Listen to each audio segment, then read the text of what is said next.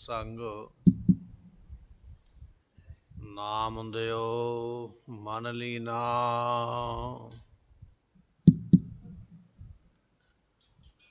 ਆੜ ਦਾਮ ਕੋ ਸ਼ਿਪਰੋ, ਹੋਇਓ ਲਾਖੀਨਾ।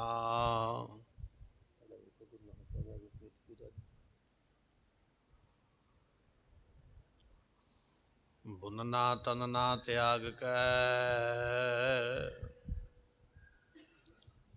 ਰੀਤ ਚਰਨ ਕਬੀਰਾ।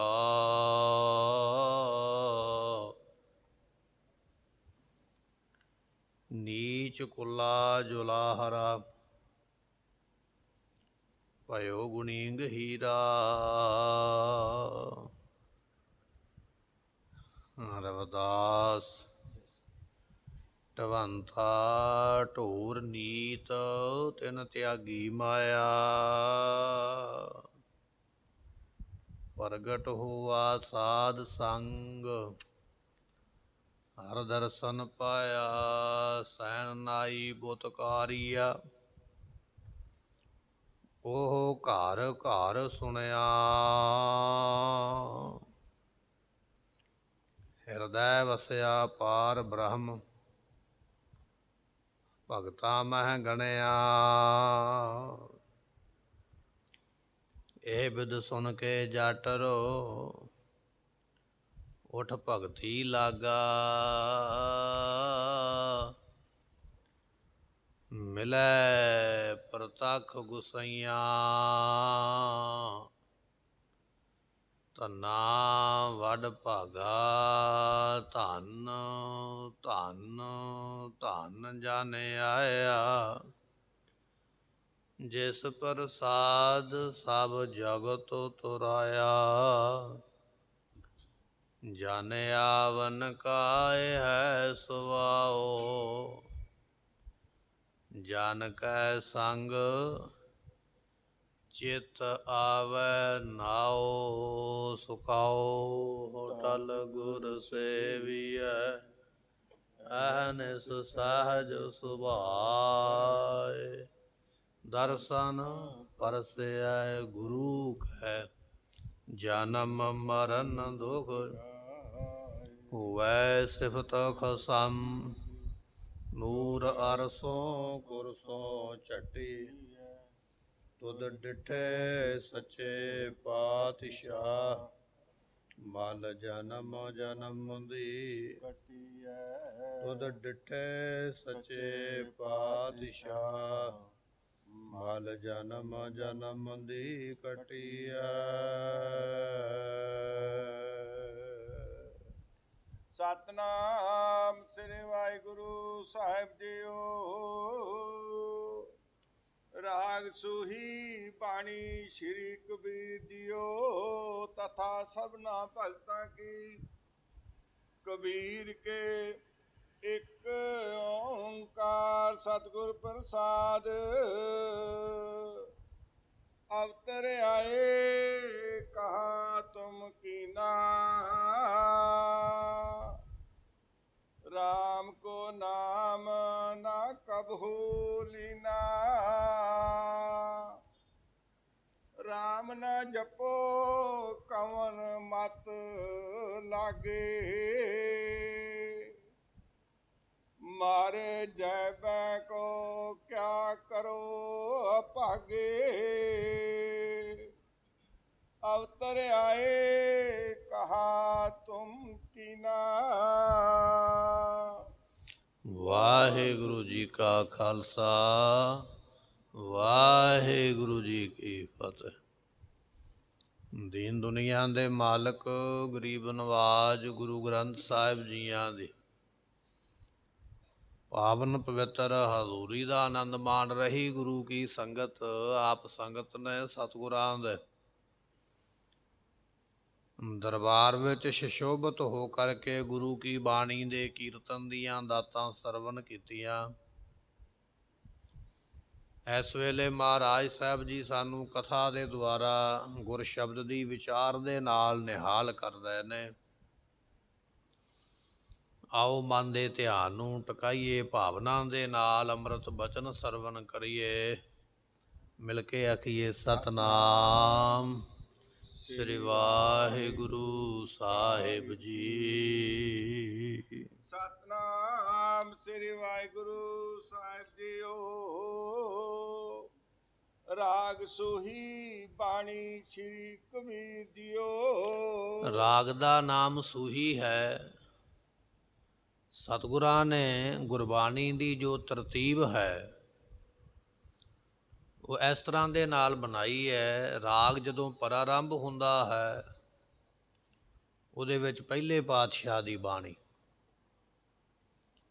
ਫਿਰ ਦੂਸਰੇ ਪਾਤਸ਼ਾਹ ਦੀ ਬਾਣੀ, ਇਸ ਤਰ੍ਹਾਂ ਕਰਕੇ ਵਾਰੀ ਵਾਰੀ ਗੁਰੂ ਸਾਹਿਬਾਨ ਦੀ ਬਾਣੀ ਜਿਵੇਂ ਜਿਵੇਂ ਗੁਰਤਾ ਗੱਦੀ 'ਤੇ ਬੈਠੇ ਉਸੇ ਤਰ੍ਹਾਂ ਸ਼ਬਦ ਲਿਖੇ। ਰਾਗ 'ਤੇ ਅਖੀਰ 'ਤੇ ਜਾ ਕੇ ਮਹਾਰਾਜ ਨੇ ਵਾਰਾਂ ਲਿਖੀਆਂ ਅਤੇ ਵਾਰਾਂ ਤੋਂ ਉਪਰੰਤ ਫਿਰ ਭਗਤਾਂ ਦੀ ਬਾਣੀ ਲਿਖੀ ਹੈ। ਪਰ ਗੁਰਮੁਖੋ ਧਿਆਨ ਦੇਣ ਵਾਲਾ ਬਚਨ ਇਹ ਹੈ ਵੀ ਸਾਰੇ ਰਾਗਾਂ ਵਿੱਚ ਵਾਰਾਂ ਨਹੀਂ ਤੇ ਸਾਰੇ ਰਾਗਾਂ ਵਿੱਚ ਭਗਤ ਬਾਣੀ ਵੀ ਨਹੀਂ ਹੈ। ਕੁਝ ਰਾਗ ਐਸੇ ਵੀ ਨੇ, ਜਿਵੇਂ ਜੈਜਾਵੰਤੀ ਰਾਗ ਹੈ ਨਾ, ਉਹਦੇ ਵਿੱਚ 9ਵੇਂ ਪਾਤਸ਼ਾਹ ਦੀ ਬਾਣੀ, ਫਿਰ ਉਹ ਸਮਾਪਤ ਹੋ ਜਾਂਦਾ। ਇਸੇ ਤਰ੍ਹਾਂ ਜਿਵੇਂ ਮਹਾਰਾਜ ਜੀਆਂ ਨੇ ਬਸੰਤ ਦੀ ਵਾਰ ਬਖਸ਼ਿਸ਼ ਕੀਤੀ ਹੈ। ਕੁਝ ਰਾਗ ਐਸੇ ਨੇ ਜਿਨ੍ਹਾਂ ਵਿੱਚ ਵਾਰਾਂ ਨਹੀਂ ਤੇ ਕੁਝ ਰਾਗ ਐਸੇ ਨੇ, ਜਿਵੇਂ ਧਨਾਸਰੀ ਰਾਗ ਹੈ ਨਾ, ਉਹਦੇ ਵਿੱਚ ਵਾਰ ਨਹੀਂ ਹੈ। ਕੁਝ ਰਾਗਾਂ ਵਿੱਚ ਵਾਰਾਂ ਨਹੀਂ, ਕੁਝ ਰਾਗਾਂ ਵਿੱਚ ਭਗਤਾਂ ਦੀ ਬਾਣੀ ਨਹੀਂ, ਪਰ ਤਰਤੀਬ ਇਸੇ ਤਰ੍ਹਾਂ ਹੀ ਹੈ। ਜੇ ਰਾਗ ਦੇ ਵਿੱਚ ਵਾਰ ਲਿਖਣੀ ਹੈ ਤੇ ਅਖੀਰ 'ਤੇ ਜਾ ਕੇ ਲਿਖਣਗੇ, ਜੇ ਭਗਤਾਂ ਦੀ ਬਾਣੀ ਲਿਖਣੀ ਹੈ ਤੇ ਉਸ ਤੋਂ ਅੱਗੇ ਹੋਰ ਅਖੀਰ 'ਤੇ ਜਾ ਕੇ ਲਿਖਣਗੇ। ਪਰ ਇਹ ਸੂਹੀ ਰਾਗ ਦੇ ਵਿੱਚ ਆਪਾਂ ਵਾਰ ਵੀ ਸਰਵਣ ਕੀਤੀ ਹੈ। 20 ਸਲੋਕਾਂ ਦੀ ਵਾਰ ਆਪਾਂ ਕੱਲ੍ਹ ਸੰਪੂਰਨ ਕੀਤੀ ਹੈ। ਅੱਜ ਭਗਤਾਂ ਦੀ ਬਾਣੀ ਸ਼ੁਰੂ ਕਰਨ ਲੱਗੇ ਹਾਂ। ਰਾਗ ਸੂਹੀ, ਰਾਗ ਦਾ ਨਾਮ ਸੂਹੀ ਹੈ। ਸ਼੍ਰੀ ਕਬੀਰ ਸਾਹਿਬ ਜੀਆਂ ਦੀ ਇਹ ਬਾਣੀ, ਇਹ ਸ਼ਬਦ ਬਖਸ਼ਿਸ਼ ਹੋ ਰਹੇ ਹਨ। ਤਥਾ ਸਭਨਾ ਭਗਤਾਂ ਕੀ। ਇਸੇ ਤਰ੍ਹਾਂ ਕਬੀਰ ਸਾਹਿਬ ਜੀ ਦੇ ਨਾਲ ਨਾਲ ਹੋਰ ਭਗਤ, ਜਿਵੇਂ ਭਗਤ ਰਵਿਦਾਸ ਜੀ ਦੇ ਆਪਾਂ ਸ਼ਬਦ ਸਰਵਣ ਕਰਾਂਗੇ। ਨਾਲ ਹੀ ਇਸੇ ਤਰ੍ਹਾਂ ਬਾਬਾ ਫਰੀਦ ਸਾਹਿਬ ਜੀਆਂ ਦੀ ਜੋ ਬਾਣੀ ਹੈ ਉਹ ਵੀ ਆਪਾਂ ਸਰਵਣ ਕਰਾਂਗੇ। ਇਹ 10 ਸ਼ਬਦ ਨੇ ਇਸ ਰਾਗ ਵਿੱਚ ਭਗਤਾਂ ਦੇ। 5 ਸ਼ਬਦ ਕਬੀਰ ਸਾਹਿਬ ਦੇ ਨੇ, 3 ਸ਼ਬਦ ਭਗਤ ਰਵਿਦਾਸ ਜੀ ਦੇ ਤੇ 2 ਸ਼ਬਦ ਜਿਹੜੇ ਨੇ ਉਹ ਅੱਗੇ ਜਾ ਕੇ ਬਾਬਾ ਫਰੀਦ ਸਾਹਿਬ ਜੀ ਦੇ ਪ੍ਰਾਪਤ ਹੋਣਗੇ। ਇਸ ਤਰ੍ਹਾਂ 10 ਸ਼ਬਦ ਨੇ। ਮਹਾਰਾਜ ਉਹਨਾਂ ਦਾ ਵੇਰਵਾ ਦਿੰਦੇ ਪਏ ਵੀ ਇਸ ਤਰ੍ਹਾਂ ਭਗਤਾਂ ਦੀ ਬਾਣੀ ਸਰਵਣ ਕਰ ਲੱਗੇ ਹਾਂ। ਕਬੀਰ ਕੇ ਤੇ ਸਾਰਿਆਂ ਤੋਂ ਪਹਿਲਾਂ ਆਪਾਂ ਕਬੀਰ ਸਾਹਿਬ ਦੀ ਬਾਣੀ ਸਰਵਣ ਕਰਾਂਗੇ। ਪਹਿਲੇ 5 ਸ਼ਬਦ ਕਬੀਰ ਸਾਹਿਬ ਜੀ ਦੇ ਆ ਰਹੇ ਨੇ, ਉਹਨਾਂ ਨੂੰ ਆਪਾਂ ਸਰਵਣ ਕਰਦੇ ਹਾਂ। ਇੱਕ ਓੰਕਾਰ ਸਤਿਗੁਰ ਪ੍ਰਸਾਦ। ਹੁਣ ਗੁਰੂ ਘਰ ਦੀ ਮਰਿਆਦਾ ਹੈ, ਕੋਈ ਵੀ ਕਾਰਜ ਕਰਨਾ ਪਹਿਲਾਂ ਮੰਗਲਾਚਰਨ, ਜਾਂ ਆਪਾਂ ਕਹਿ ਲਈਏ ਵੀ ਅਰਦਾਸ ਜਿਵੇਂ ਆਪਾਂ ਕਰਦੇ ਹਾਂ, ਇਹ ਮਹਾਰਾਜ ਅਰਦਾਸ ਹੀ ਕਰਦੇ, ਮੰਗਲਾਚਰਨ ਕਰਦੇ। ਗੁਰੂ ਨਾਨਕ ਦੇ ਘਰ ਦੀ ਮੋਹਰ ਛਾਪ ਮਹਾਰਾਜ ਲਾਉਂਦੇ, ਕਹਿਣ ਲੱਗੇ ਇੱਕ ਓੰਕਾਰ, ਪਰਮਾਤਮਾ ਇੱਕ ਹੈ। ਅੱਜ ਦੁਨੀਆ ਦੇ ਲੋਕ ਇਸੇ ਗੱਲ ਦੇ ਉੱਪਰ ਹੀ ਲੜਦੇ ਪਏ, ਮੇਰਾ ਰੱਬ ਵੱਖਰਾ, ਤੇਰਾ ਰੱਬ ਵੱਖਰਾ ਹੈ। ਗੁਰੂ ਨਾਨਕ ਸਾਹਿਬ ਦੇ ਕੋਲ ਵੀ ਆਏ ਨਾ ਹਿੰਦੂ ਤੇ ਮੁਸਲਮਾਨ ਇਕੱਠੇ ਹੋ ਕੇ, ਮਹਾਰਾਜ ਦੱਸੋ ਧਰਮ ਕਿਹੜਾ ਵੱਡਾ, ਹਿੰਦੂ ਕਿ ਮੁਸਲਮਾਨ? ਸਤਿਗੁਰੂ ਕਹਿਣ ਲੱਗੇ ਮਨੁੱਖ ਕਰਮਾਂ ਕਰਕੇ ਵੱਡਾ ਹੁੰਦਾ ਹੈ। ਤੇ ਸਾਰਿਆਂ ਧਰਮਾਂ ਦੇ ਵਿੱਚ ਪੈਦਾ ਹੋਏ ਜਿੰਨੇ ਵੀ ਈਸ਼ਵਰੀ ਅਵਤਾਰ ਹਨ, ਪੈਗੰਬਰ ਹਨ, ਉਹ ਸਾਰੇ ਇੱਕ ਤੋਂ ਹੀ ਪੈਦਾ ਹੋਏ, ਨਿਰੰਕਾਰ ਤੋਂ। ਇੱਥੇ ਮਹਾਰਾਜ ਨੇ ਬਚਨ ਲਿਖਿਆ, ਕਹਿਣ ਲੱਗੇ ਇੱਕ ਓੰਕਾਰ, ਓੰਕਾਰ ਪਰਮਾਤਮਾ ਇੱਕ ਹੈ।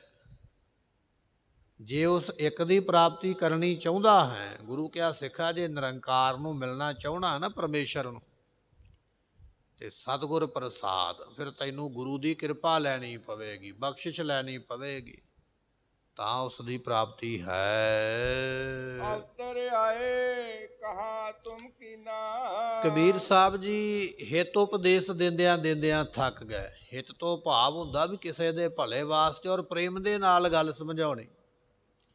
ਪਰ ਗੁਰਮੁਖੋ ਸਾਰੇ ਲੋਕ ਤੇ ਨਹੀਂ ਨਾ ਪ੍ਰੇਮ ਦੀ ਗੱਲ ਸਮਝਦੇ। ਕੁਝ ਲੋਕਾਂ ਨੂੰ ਝਿੜਕ ਕੇ ਵੀ ਸਮਝਾਉਣਾ ਪੈਂਦਾ, ਤਾੜ ਕੇ। ਕਬੀਰ ਸਾਹਿਬ ਜੀ ਹਿਤ ਦਾ ਉਪਦੇਸ਼ ਦਿੰਦੇ, ਭਲੇ ਦਾ ਉਪਦੇਸ਼ ਦਿੰਦੇ ਬੜੇ ਪ੍ਰੇਮ ਨਾਲ। ਪਰ ਕੁਝ ਲੋਕ ਜਿਹੜੇ ਨੇ ਉਹ ਪ੍ਰੇਮ ਦਾ ਬਚਨ ਸਮਝਦੇ ਨਹੀਂ, ਫਿਰ ਉਹਨਾਂ ਨੂੰ ਤਾੜ ਕੇ ਉਪਦੇਸ਼ ਦਿੰਦੇ। ਜਿਵੇਂ ਗੁਰੂ ਅਮਰਦਾਸ ਮਹਾਰਾਜ ਨੇ ਬਾਣੀ ਵਿੱਚ ਲਿਖਿਆ ਨਾ, ਤਾੜ ਕੇ ਉਪਦੇਸ਼ ਗੁਰੂ ਅਮਰਦਾਸ ਮਹਾਰਾਜ ਨੇ ਵੀ ਦਿੱਤਾ ਹੈ। ਧ੍ਰਿਗ ਧ੍ਰਿਗ ਖਾਇਆ, ਇਹ ਬਚਨ ਮਹਾਰਾਜ ਦੇ। 100 ਵਾਰੀ ਕਿਸੇ ਨੂੰ ਫਿੱਟੇ ਮੂੰਹ ਕਹਿ ਦਈਏ ਤੇ ਲਾਹਨਤ ਬਣਦੀ ਹੈ, ਤੇ 100 ਲਾਹਨਤਾਂ ਪਾ ਦਈਏ ਤੇ ਧ੍ਰਿਗਾਕਾਰ ਬਣਦੀ ਹੈ, ਧ੍ਰਿਗ ਬਣਦੀ ਹੈ। ਮਹਾਰਾਜ ਕਹਿਣ ਲੱਗੇ ਧ੍ਰਿਗ ਧ੍ਰਿਗ ਖਾਇਆ, ਉਹ ਬੰਦਿਆ ਤੇਰਾ ਖਾਧਾ ਧ੍ਰਿਗਾਕਾਰ ਹੈ, ਲਾਹਨਤ ਹੈ ਤੇਰੇ ਖਾਧੇ ਨੂੰ। ਜੇ ਖਾ ਕੇ ਰੱਬ ਦਾ ਨਾਮ ਵਿਸਾਰਿਆ, ਜਿਸ ਦਾ ਦਿੱਤਾ ਖਾਵਨਾ ਤਿਸ ਕਹੀਐ, ਪਰ ਤੂੰ ਤੇ ਰੱਬ ਭੁਲਾ ਦਿੱਤਾ। ਧ੍ਰਿਗ ਧ੍ਰਿਗ ਖਾਇਆ, ਫਿਰ ਧ੍ਰਿਗ ਧ੍ਰਿਗ ਸੋਇਆ, ਖਾ ਕੇ ਸੌਂ ਗਿਆ। ਨਾਮ ਨਹੀਂ ਜਪਿਆ, ਬਾਣੀ ਨਹੀਂ ਪੜ੍ਹੀ, ਰੱਬ ਨੂੰ ਯਾਦ ਨਹੀਂ ਕੀਤਾ, ਸ਼ੁਕਰਾਨਾ ਨਹੀਂ ਕੀਤਾ, ਸੌਂ ਗਿਆ। ਤੇਰੇ ਸੌਣ ਨੂੰ ਵੀ ਧ੍ਰਿਗਾਕਾਰ ਹੈ। ਤੇ ਪਾਤਸ਼ਾਹ ਕਹਿਣ ਲੱਗੇ ਧ੍ਰਿਗ ਧ੍ਰਿਗ ਕਾਪੜ ਅੰਗ ਚੜਾਇਆ। ਜਿਹੜੇ ਸੋਹਣੇ ਸੋਹਣੇ ਕੱਪੜੇ ਆਪਣੇ ਸਰੀਰ ਤੇ ਚਾੜਦਾ, ਵੀ ਆਹ ਮੇਰਾ ਕਮੀਜ਼ ਬੜਾ ਮਹਿੰਗਾ ਹੈ, ਆ ਮੇਰੀ ਪੈਂਟ ਬੜੀ ਮਹਿੰਗੀ, ਆ ਮੇਰਾ ਜੁੱਤਾ ਬੜਾ ਮਹਿੰਗਾ ਹੈ। ਬ੍ਰਾਂਡਡ ਕੱਪੜੇ ਪਾਉਣਾ, ਮਹਿੰਗੇ ਤੋਂ ਮਹਿੰਗੇ ਪਾਉਂਦਾ ਹੈ। ਕੱਪੜੇ ਮਹਿੰਗੇ ਪਾਉਣ ਤੋਂ ਮਨਾਹੀ ਨਹੀਂ ਹੈ, ਪਰ ਜੇ ਤੂੰ ਪਾ ਕੇ ਰੱਬ ਦਾ ਫਿਰ ਵੀ ਸ਼ੁਕਰਾਨਾ ਨਹੀਂ ਕੀਤਾ, ਵੀ ਹੁਣ ਤੇ ਸੰਗਤ ਵਿੱਚ ਬੈਠਿਆ ਹੀ ਨਹੀਂ ਜਾਣਾ, ਹੁਣ ਤੇ ਚੌਂਕੜਾ ਨਹੀਂ ਵੱਜੇਗਾ, ਹੁਣ ਤੇ ਲੱਤ ਨਹੀਂ ਮੁੜੇਗੀ। ਗੁਰਮੁਖੋ ਅੱਜ ਜ਼ਮਾਨਾ ਹੀ ਇਹੋ ਜਿਹਾ ਆ ਗਿਆ ਨਾ, ਕੱਪੜੇ ਹੀ ਇਹੋ ਜਿਹੇ ਆ ਗਏ, ਉਹਦੇ ਵਿੱਚੋਂ ਅੰਗ ਦਿਸਦੇ ਨੇ। ਕੱਪੜਾ ਬਣਿਆ ਸੀ ਅੰਗ ਢੱਕਣ ਵਾਸਤੇ, ਸਰੀਰ ਢੱਕਣ ਵਾਸਤੇ, ਪਰ ਕੱਪੜੇ ਨੂੰ ਵਰਤੋਂ ਵਿੱਚ ਇੱਦਾਂ ਲੈ ਆਂਦਾ ਵੀ ਇਹਦੇ ਵਿੱਚੋਂ ਸਰੀਰ ਦਾ ਕੱਲਾ ਕੱਲਾ ਅੰਗ ਦਿਖੇ। ਤੇ ਫਿਰ ਉਹ ਕੱਪੜੇ ਇਸ ਤਰ੍ਹਾਂ ਦੇ ਨੇ, ਉਹਨਾਂ ਨਾਲ ਬੈਠਾ ਵੀ ਨਹੀਂ ਜਾਂਦਾ ਹੈ। ਕੱਪੜਾ ਪਾ ਲਿਆ, ਸੰਗਤ ਵਿੱਚ ਨਹੀਂ ਬੈਠਾ ਜਾਂਦਾ, ਕੋਈ ਗੱਲ ਨਹੀਂ। ਮਹਾਰਾਜ ਕਹਿਣ ਲੱਗੇ ਤੇਰੇ ਕੱਪੜੇ ਨੂੰ ਧ੍ਰਿਗਾਕਾਰ ਹੈ, ਲਾਹਨਤ ਹੈ ਤੇਰੇ ਇਹੋ ਜਿਹੇ ਕੱਪੜੇ ਨੂੰ ਜਿਨ੍ਹਾਂ ਨੂੰ ਪਾ ਕੇ ਰੱਬ ਭੁੱਲ ਗਿਆ। ਬਾਬਾ ਹੋਰ ਪਹਿਨਨ ਖੁਸ਼ੀ ਖੁਆਰ, ਚਿਤ ਪੈਦੇ ਤਨ ਪੀੜੀਏ, ਮਨ ਮੈਂ ਚਲੇ। ਗੁਰੂ ਨਾਨਕ ਸਾਹਿਬ ਨੇ ਬਚਨ ਆਖੇ ਨਾ, ਕਹਿਣ ਲੱਗੇ ਭਾਈ ਇਹੋ ਜਿਹੇ ਦਾ ਕੀ ਪਾਉਣਾ ਜਿਹਦੇ ਕਰਕੇ ਰੱਬ ਭੁੱਲ ਜਾਵੇ, ਵਿਕਾਰ ਪੈਦਾ ਹੋਣ। ਮਹਿੰਗਾ ਕੱਪੜਾ ਪਾਉਣ ਤੋਂ ਮਨਾਹੀ ਨਹੀਂ ਹੈ, ਪਰ ਮਹਿੰਗਾ ਕੱਪੜਾ ਪਾ ਕੇ ਜੇ ਤੇਰੇ ਮਨ ਵਿੱਚ ਵਿਕਾਰ ਆਉਂਦੇ ਪਏ, ਤੇਰੇ ਮਨ ਵਿੱਚ ਹੰਕਾਰ ਆਉਂਦਾ ਪਿਆ, ਫਿਰ ਉਹ ਮਨਾਹੀ ਹੈ, ਉਹ ਤੈਨੂੰ ਰੱਬ ਤੋਂ ਦੂਰ ਲੈ ਗਏ, ਉਹਨੂੰ ਧ੍ਰਿਗਾਕਾਰ ਹੈ ਫਿਰ ਇਹੋ ਜਿਹਾ ਕੱਪੜੇ। ਇੱਥੇ ਹੀ ਬਸ ਨਹੀਂ, ਮਹਾਰਾਜ ਕਹਿਣ ਲੱਗੇ ਧ੍ਰਿਗ ਸਰੀਰ ਕੁਟੰਬ ਸਹਿਤ ਸਿਓ। ਗੁਰੂ ਅਮਰਦਾਸ ਪਾਤਸ਼ਾਹ ਕਹਿੰਦੇ ਪਰਿਵਾਰ ਦੇ ਵਿੱਚ ਰਹਿਣਾ ਬੜੀ ਚੰਗੀ ਗੱਲ ਹੈ, ਪਰ ਜੇ ਪਰਿਵਾਰ ਦੇ ਵਿੱਚ ਰਹਿ ਕੇ ਰੱਬ ਭੁੱਲ ਗਿਆ ਤੇ ਫਿਰ ਇਹੋ ਜਿਹਾ ਪਰਿਵਾਰ ਨੂੰ ਵੀ ਧ੍ਰਿਗਾਕਾਰ ਹੀ ਹੈ, ਮੋਹ ਦੇ ਵਿੱਚ ਪੈ ਕੇ। ਮਹਾਰਾਜ ਨੇ ਇਹ ਨਹੀਂ ਆਖਿਆ ਵੀ ਪਰਿਵਾਰ ਛੱਡ ਕੇ ਜੰਗਲ ਵਿੱਚ ਚਲੇ ਜਾਓ। ਇਹਨਾਂ ਮੱਤਾਂ ਵਿੱਚ, ਹੋਰ ਮੱਤਾਂ ਵਿੱਚ ਇਹ ਉਪਦੇਸ਼ ਹੈ, ਜੰਗਲ ਵਿੱਚ ਚਲੇ ਜਾਓ, ਪਹਾੜਾਂ ਤੇ ਜਾ ਕੇ। ਨਹੀਂ, ਸਾਡਾ ਗੁਰੂ ਇਹ ਨਹੀਂ ਕਹਿੰਦਾ ਹੈ ਵੀ ਤੂੰ ਘਰ ਛੱਡ ਕੇ ਤੇ ਜੰਗਲਾਂ ਨੂੰ ਚਲੇ ਜਾ। ਬਾਣੀ ਤੇ ਘਰ ਵਿੱਚ ਬੈਠਿਆਂ ਹੀ ਪੜ੍ਹੀ ਜਾ ਸਕਦੀ ਹੈ, ਨਾਮ ਤੇ ਜਪਿਆ ਜਾ ਸਕਦਾ, ਪਰ ਜੇ ਕਰਕੇ ਪਰਿਵਾਰ ਹੀ ਇਹੋ ਜਿਹਾ ਕਲਯੁਗੀ ਹੋ ਜਾਵੇ ਵੀ ਬਾਣੀ ਪੜ੍ਹਨੀ ਨਾ ਦੇਵੇ, ਨਾਮ ਜਪਣੀ ਨਾ ਦੇਵੇ, ਤੇ ਬੰਦਾ ਉਹਦੇ ਮੋਹ ਵਿੱਚ ਹੀ ਲੱਗਾ ਰਵੇ, ਰੱਬ ਨੂੰ ਯਾਦ ਨਾ ਕਰੇ, ਫਿਰ ਇਹੋ ਜਿਹਾ ਪਰਿਵਾਰ ਨੂੰ ਧ੍ਰਿਗਾਕਾਰ ਹੀ ਹੈ। ਧ੍ਰਿਗ ਸਰੀਰ, ਸਰੀਰ ਦਿੱਤਾ ਰੱਬ ਨੇ ਬਾਣੀ ਪੜ੍ਹਨ ਵਾਸਤੇ, ਪਰ ਜੇ ਸਰੀਰ ਨੂੰ ਮਾੜਿਆਂ ਕੰਮਾਂ ਵਿੱਚ ਲਾ ਲਿਆ, ਬਾਣੀ ਤੇ ਪੜ੍ਹੀ ਨਹੀਂ ਹੈ, ਪਰਿਵਾਰ ਨੇ ਬਾਣੀ ਪੜ੍ਹਨ ਵਾਲੇ ਪਾਸੇ ਲੱਗਾ ਨਹੀਂ ਦਿੱਤਾ। ਸਤਿਗੁਰੂ ਪਾਤਸ਼ਾਹ ਕਹਿਣ ਲੱਗੇ ਜਿਤ ਹੁਣ ਖਸਮ ਨਾ ਪਾਇਆ। ਜੇ ਮਨੁੱਖਾ ਜਨਮ ਪਾ ਕੇ ਪ੍ਰਮਾਤਮਾ ਨਹੀਂ ਨਾ ਪਾ ਸਕਿਆ, ਤੇ ਫਿਰ ਤੇਰੇ ਜਨਮ ਨੂੰ ਵੀ ਧ੍ਰਿਗਾਕਾਰ ਹੈ, ਤੇਰੇ ਪਰਿਵਾਰ ਨੂੰ ਵੀ ਧ੍ਰਿਗਾਕਾਰ ਹੈ, ਤੇਰੇ ਕੱਪੜੇ ਨੂੰ, ਤੇਰੇ ਖਾਣ ਨੂੰ, ਤੇਰੇ ਸੌਣ ਨੂੰ, ਤੇਰੀ ਜ਼ਿੰਦਗੀ ਨੂੰ ਹੀ ਧ੍ਰਿਗਾਕਾਰ ਹੈ। ਤੇ ਗੁਰਮੁਖੋ ਧ੍ਰਿਗਾਕਾਰ ਕਹਿੰਦੇ ਕਿਉਂਕਿ ਕੁਝ ਸ਼ਬਦ ਉਹ ਹੁੰਦੇ ਜਿਹੜੇ ਅਸੀਂ ਰੋਜ਼ਾਨਾ ਪਰਿਵਾਰ ਵਿੱਚ ਸੰਸਾਰ ਵਿੱਚ ਵਰਤਦੇ ਹਾਂ, ਸਾਨੂੰ ਉਹਨਾਂ ਦਾ ਮਤਲਬ ਪਤਾ ਹੁੰਦਾ। ਕੁਝ ਸ਼ਬਦ ਉਹ ਹੁੰਦੇ ਜਿਹੜੇ ਅਸੀਂ ਬਹੁਤ ਘੱਟ ਵਰਤਦੇ ਹਾਂ, ਸਾਨੂੰ ਉਹਨਾਂ ਦਾ ਮਤਲਬ ਨਹੀਂ ਪਤਾ ਹੁੰਦਾ। ਜਾਂ ਜਿਵੇਂ ਜਿਵੇਂ ਦੁਨੀਆ ਅੱਗੇ ਵੱਧਦੀ ਹੈ ਨਾ, ਨਵੀਆਂ ਨਵੀਆਂ ਭਾਸ਼ਾ ਵਿੱਚ ਆ ਜਾਂਦੀਆਂ। ਜਿਵੇਂ ਹੁਣ ਪੰਜਾਬੀ ਦੇ ਵਿੱਚ ਹਿੰਦੀ ਬੋਲੀ ਜਾਂਦੀ ਹੈ, ਜਾਂ ਹਿੰਦੀ ਵਿੱਚ ਅੰਗਰੇਜ਼ੀ ਦੇ ਸ਼ਬਦ ਬੋਲੇ ਜਾਂਦੇ, ਅਸੀਂ ਠੇਠ ਪੰਜਾਬੀ ਦੇ ਸ਼ਬਦ ਭੁੱਲ ਹੀ ਗਏ। ਇਸ ਤਰ੍ਹਾਂ ਜਦੋਂ ਕੁਝ ਸ਼ਬਦ ਭੁੱਲ ਜਾਂਦੇ, ਫਿਰ ਸਾਨੂੰ ਉਹਨਾਂ ਦਾ ਅਰਥ, ਉਹਦਾ ਮੀਨਿੰਗ ਕੀ ਹੈ, ਉਹ ਭੁੱਲ ਜਾਂਦਾ ਵੀ ਇਹ ਸ਼ਬਦ ਕਾਹਦੇ ਵਾਸਤੇ ਬਣਿਆ ਹੈ, ਇਹਦਾ ਭਾਵ ਕੀ ਹੈ। ਫਿਰ ਉਹ ਸ਼ਬਦ ਸਮਝਣ ਵਾਸਤੇ ਆਪਾਂ ਆਮ ਹੀ ਕਿਸੇ ਨੂੰ ਕਹਿ ਦਿੰਦੇ ਹਾਂ ਵੀ ਤੂੰ ਮਾੜਾ ਕੰਮ ਕੀਤਾ, ਤੈਨੂੰ ਫਿੱਟੇ ਮੂੰਹ। ਪੰਜਾਬੀ ਦਾ ਸ਼ਬਦ ਹੈ। 100 ਵਾਰੀ ਕਿਸੇ ਨੂੰ ਫਿੱਟੇ ਮੂੰਹ ਕਹਿ ਦਈਏ, ਕੋਈ ਕੰਮ ਹੀ ਇਹੋ ਜਿਹਾ ਮਾੜਾ ਕਰ ਦੇਵੇ, ਫਿਟਕ ਪਾ ਦਈਏ, ਉਹਦੀ ਫਿਰ ਬਣ ਜਾਂਦੀ ਹੈ ਲਾਹਨਤ। ਲਾਹਨਤ ਹੈ ਤੇਰੇ ਜਨਮ ਨੂੰ। 100 ਵਾਰੀ ਫਿੱਟੇ ਮੂੰਹ ਆਖਿਆ ਤੇ ਇੱਕ ਲਾਹਨਤ ਬਣੀ ਹੈ। ਲਾਹਨਤ ਏਡੀ ਵੱਡੀ ਹੈ। 100 ਲਾਹਨਤਾਂ ਕਿਸੇ ਨੂੰ ਪਾ ਦਈਏ, ਇੱਕ ਧ੍ਰਿਗ ਬਣਦੀ ਹੈ। ਮਹਾਰਾਜ 100 ਲਾਹਨਤਾਂ ਉਹਨਾਂ ਨੂੰ ਪਾਉਂਦੇ ਪਏ ਜਿਨ੍ਹਾਂ ਨੇ ਪ੍ਰਮਾਤਮਾ ਨੂੰ ਭੁਲਾ ਕੇ ਸਾਰਾ ਜੀਵਨ ਵਕਾਰਾਂ ਵੱਲ ਹੀ ਲਾ ਦਿੱਤਾ। ਕਹਿਣ ਲੱਗੇ ਲਾਹਨਤ ਹੈ ਉਹ ਭਾਈ ਤੇਰੇ ਜੀਵਨ ਨੂੰ। ਇੱਕ ਨਹੀਂ 100 ਲਾਹਨਤ ਹੈ। ਧ੍ਰਿਗ ਧ੍ਰਿਗ ਖਾਇਆ, ਧ੍ਰਿਗ ਧ੍ਰਿਗ ਸੋਇਆ, ਧ੍ਰਿਗ ਧ੍ਰਿਗ ਕਾਪੜ ਅੰਗ ਚੜਾਇਆ। ਬਚਨ ਆਪਾਂ ਇਹ ਸਰਵਨ ਕਰ ਰਹੇ ਸੀ। ਗੁਰੂ ਪਾਤਸ਼ਾਹ ਪ੍ਰੇਮ ਦੇ ਨਾਲ ਵੀ ਉਪਦੇਸ਼ ਦਿੰਦੇ ਨੇ, ਪਰ ਕਈ ਵਾਰ ਮਹਾਰਾਜ ਤਾੜ ਕੇ ਵੀ ਉਪਦੇਸ਼ ਦਿੰਦੇ।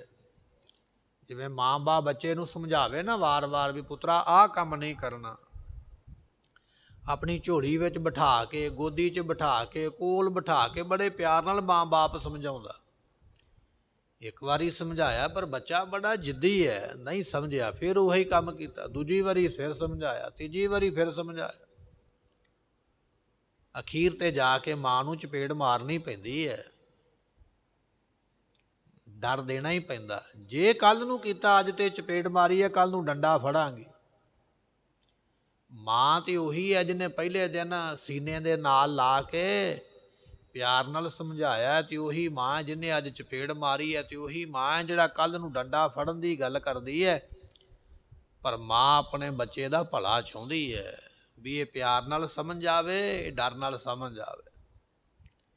ਤੇ ਗੁਰਮੁਖੋ ਗੁਰੂ ਪਾਤਸ਼ਾਹ ਵੀ ਤੇ ਸਾਡੇ ਮਾਤਾ ਪਿਤਾ ਹੀ ਨੇ ਨਾ, ਪਿਆਰ ਨਾਲ ਵੀ ਸਮਝਾਉਂਦੇ। ਸੰਗਤ ਵਿੱਚ ਆਇਆ ਨੂੰ ਇੱਕ ਵਾਰੀ ਸਮਝਾਇਆ, 2 ਵਾਰੀ ਸਮਝਾਇਆ, ਜੇ ਪਿਆਰ ਨਾਲ ਨਾ ਸਮਝੇ ਸਿੱਖ, ਫਿਰ ਮਹਾਰਾਜ ਚਪੇੜ ਵੀ ਮਾਰ ਦਿੰਦੇ। ਇਹ ਚਪੇੜ ਹੀ ਮਾਰਨੀ ਹੈ, ਤੇਰੇ ਜੀਵਨ ਨੂੰ ਤ੍ਰਿਗਾਕਾਰ ਹੈ। ਉਦੋਂ ਵੱਡੀ ਚਪੇੜ ਕੀ ਹੋਵੇਗੀ? ਕਿਉਂਕਿ ਮਹਾਰਾਜ ਸਾਡਾ ਭਲਾ ਕਰਨਾ ਚਾਹੁੰਦੇ। ਇੱਥੇ ਕਬੀਰ ਸਾਹਿਬ ਜੀ ਜਿਹੜਾ ਉਪਦੇਸ਼ ਦੇ ਰਹੇ ਨੇ ਨਾ, ਇਹ ਵੀ ਕਬੀਰ ਸਾਹਿਬ ਜੀ ਤਾੜ ਕੇ ਉਪਦੇਸ਼ ਦੇ ਰਹੇ ਨੇ ਚੰਗੀ ਤਰੀਕੇ ਦੇ ਨਾਲ, ਵੀ ਇਹਨੂੰ ਸਮਝ ਆ ਜਾਵੇ। ਕੀ ਬਖਸ਼ਿਸ਼ ਕਰਦੇ ਹਨ। ਅਵਤਰ ਆਏ ਕਹਾ ਤੁਮ ਕੀਨਾ। ਗੁਰਮੁਖੋ ਅਵਤਰ ਸ਼ਬਦ ਦਾ ਅਰਥ ਵਿਦਵਾਨਾਂ ਨੇ ਕੀਤਾ ਹੈ, ਅਵਤਰ ਤੋਂ ਭਾਵ ਹੈ ਔਂਤਰਾ, ਨਖਤਰਾ। ਜਿਸ ਬੰਦੇ ਦੇ ਘਰ ਵਿੱਚ ਸੰਤਾਨ ਨਾ ਪੈਦਾ ਹੋਵੇ, ਉਹਨੂੰ ਕਹਿੰਦੇ ਤੇ ਔਂਤਰਾ ਹੈ। ਇਹਦੇ ਘਰ ਅੱਗੇ ਕੋਈ ਹੈ ਨਹੀਂ ਨਿਸ਼ਾਨੀ ਇਹਦੀ। ਕਬੀਰ ਸਾਹਿਬ ਜੀ ਉਹ ਬਚਨ ਵਰਦੇ, ਕਹਿਣ ਲੱਗਿਆ ਔਂਤਰਿਆ ਨਖਤਰਿਆ। ਇਹ ਆਮ ਹੀ ਪਿੰਡਾਂ ਵਿੱਚ ਇਹ ਬੋਲੀ ਵਰਤੀ ਜਾਂਦੀ ਹੈ। ਕਹਿਣ ਲੱਗੇ ਐ ਔਂਤਰੇ ਨਖਤਰੇ ਪੁਰਸ਼ਾ, ਕਹਾਂ ਤੁਮ ਕੀਨਾ। ਦੁਨੀਆ ਵਿੱਚ ਆ ਕੇ ਦੱਸ ਕਿਹੜਾ ਲਾਭ ਦਾ ਕੰਮ ਕੀਤਾ, ਦੱਸ, ਜਵਾਬ ਦੇ। ਕੋਈ ਉਪਦੇਸ਼ ਲੈਣ ਆਇਆ ਨਾ ਕਬੀਰ ਸਾਹਿਬ ਤੋਂ, ਕਬੀਰ ਸਾਹਿਬ ਜੀ ਡਾਂਟਦੇ ਪਏ, ਕਹਿਣ ਲੱਗੇ ਦੱਸ ਔਂਤਰਿਆ, ਦੁਨੀਆ ਵਿੱਚ ਆ ਕੇ ਕਿਹੜੇ ਲਾਭ ਦਾ ਕੰਮ ਕੀਤਾ। ਮੈਂ ਕਹਾਂਗਾ, ਤੁਸੀਂ ਕਹੋਗੇ ਵੀ ਮੈਂ ਇੰਨਾ ਧਨ ਕਮਾ ਲਿਆ ਹੈ, ਇੰਨੀ ਮੈਂ ਜਾਣ ਪਛਾਣ ਬਣਾ ਲਈ ਹੈ, ਦੇਸ਼ ਵਿਦੇਸ਼ ਦੇ ਵਿੱਚ ਮੈਂ ਚੱਕਰ ਕੱਟਿਆ ਆ, ਪਰ ਇਹਦੇ ਵਿੱਚ ਲਾਭ ਵਾਲਾ ਕੰਮ ਕੀ ਹੈ ਉਹ ਦੱਸ। ਜਦੋਂ ਰੱਬ ਦੀ ਦਰਗਾਹ ਵਿੱਚ ਪਹੁੰਚੇਗਾ, ਉੱਥੇ ਤੂੰ ਇਹ ਨਹੀਂ ਕਹਿ ਸਕਦਾ ਵੀ ਮੈਂ ਇੰਨੇ ਦੇਸ਼ਾਂ ਦਾ ਵੀਜ਼ਾ ਲਵਾ ਕੇ ਤੇ ਸੈਰ ਕਰ ਆਇਆ। ਅੱਜ ਕੱਲ੍ਹ ਦੀ ਪੀੜ੍ਹੀ, ਅੱਜ ਕੱਲ੍ਹ ਦੀ ਦੁਨੀਆ ਸੈਰ ਨੂੰ ਤੁਰੀ ਹੋਈ ਹੈ। ਨਵੀਆਂ ਨਵੀਆਂ ਜਗ੍ਹਾ ਵੇਖਣੀਆਂ, ਘੁੰਮਣਾ ਫਿਰਨਾ, ਇਹ ਇੱਕ ਟਰੈਂਡ ਚੱਲ ਪਿਆ ਹੈ। ਘੁੰਮਣਾ ਫਿਰਨਾ ਮਾੜਾ ਨਹੀਂ, ਪਰ ਘੁੰਮਣ ਫਿਰਨ ਦੇ ਨਾਲ ਬੰਦਗੀ ਵੀ ਤੇ ਜ਼ਰੂਰੀ ਹੈ ਨਾ। ਆਪਾਂ ਧਰਮਰਾਜ ਨੂੰ ਜਾ ਕੇ ਇਹ ਨਹੀਂ ਕਹਿ ਸਕਾਂਗੇ ਵੀ ਮੈਂ ਇੰਨੇ ਦੇਸ਼ਾਂ ਵਿੱਚ ਟਰੈਵਲ ਕੀਤਾ ਹੈ। ਉੱਥੇ ਤੇ ਇਹ ਪੁੱਛਿਆ ਜਾਣਾ ਵੀ ਨਾਮ ਕਿੰਨਾ ਜਪਿਆ, ਉਹ ਦੱਸ ਭਾਈ। ਉੱਥੇ ਇਹ ਨਹੀਂ ਕਿਹਾ ਜਾਵੇਗਾ ਵੀ ਮੈਂ ਇੰਨੀ ਕਮਾਈ ਕੀਤੀ ਹੈ, ਮੈਂ ਇੰਨੀ ਜਾਣ ਪਛਾਣ ਬਣਾਈ ਹੈ। ਨਹੀਂ, ਛੂਟਤ ਨਾਹੀ ਕੋਟ ਲੱਖ ਬਾਹੀ। ਲੱਖਾਂ ਦੋਸਤ ਬਣਾ ਲੈ, ਲੱਖਾਂ ਬੰਦੇ ਜਾਣ ਪਛਾਣ ਦੇ ਵਿੱਚ ਨੇ। ਸੋਸ਼ਲ ਮੀਡੀਆ ਦਾ ਯੁੱਗ ਹੈ ਨਾ। ਪਹਿਲੇ ਸਮੇਂ ਵਿੱਚ ਸਾਨੂੰ ਲੋਕ ਪਿੰਡ ਵਿੱਚ ਜਾਣਦੇ, ਹੋ ਸਕਦਾ 2-3 ਪਿੰਡਾਂ ਵਿੱਚ ਜਾਣਦੇ ਹੋਣ। ਕੋਈ ਬੰਦਾ ਥੋੜ੍ਹਾ ਜਿਹਾ ਜ਼ਿਆਦਾ ਮਸ਼ਹੂਰ ਹੈ ਤੇ 10-15 ਪਿੰਡ ਵੀ ਜਾਣਦੇ ਹੋਣਗੇ। ਪਰ ਅੱਜ ਕੱਲ੍ਹ ਸੋਸ਼ਲ ਮੀਡੀਆ ਹੈ। ਇੱਕ ਗੱਲ ਕਹੀ ਹੈ, ਸਾਰੀ ਦੁਨੀਆ ਜਾਣਨ ਲੱਗ ਪਈ ਵੀ ਇਹ ਫਲਾਣਾ ਬੰਦਾ ਹੈ।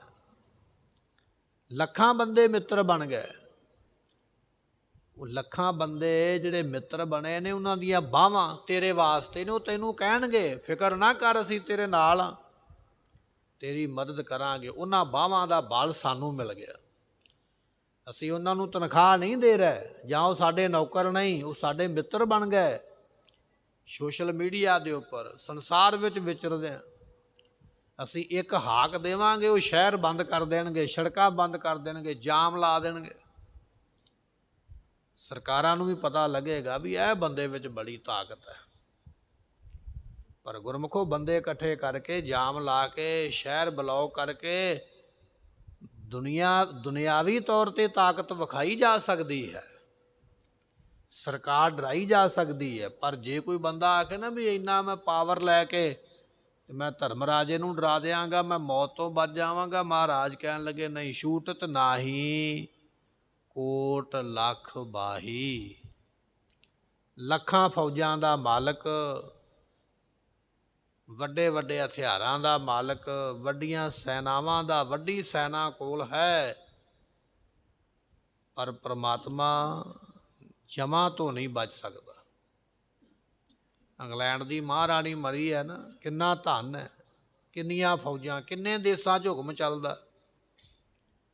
ਇੱਕ ਦੇਸ਼ ਵਿੱਚ ਨਹੀਂ, ਕਈ ਦੇਸ਼ਾਂ ਵਿੱਚ ਹੁਕਮ ਚੱਲਦਾ। ਉਹਨੂੰ ਕਈ ਦੇਸ਼ਾਂ ਵਿੱਚ ਕੀ, ਬਹੁਤਿਆਂ ਦੇਸ਼ਾਂ ਵਿੱਚ ਵੀਜ਼ਾ ਲੈ ਕੇ ਜਾਣ ਦੀ ਲੋੜ ਨਹੀਂ ਹੈ। ਬਿਨਾਂ ਵੀਜ਼ੇ ਤੋਂ ਜਿੱਥੇ ਮਰਜ਼ੀ ਉਹ ਜਾ ਸਕਦੀ ਹੈ, ਉਹਨੂੰ ਛੂਟ ਹੈ।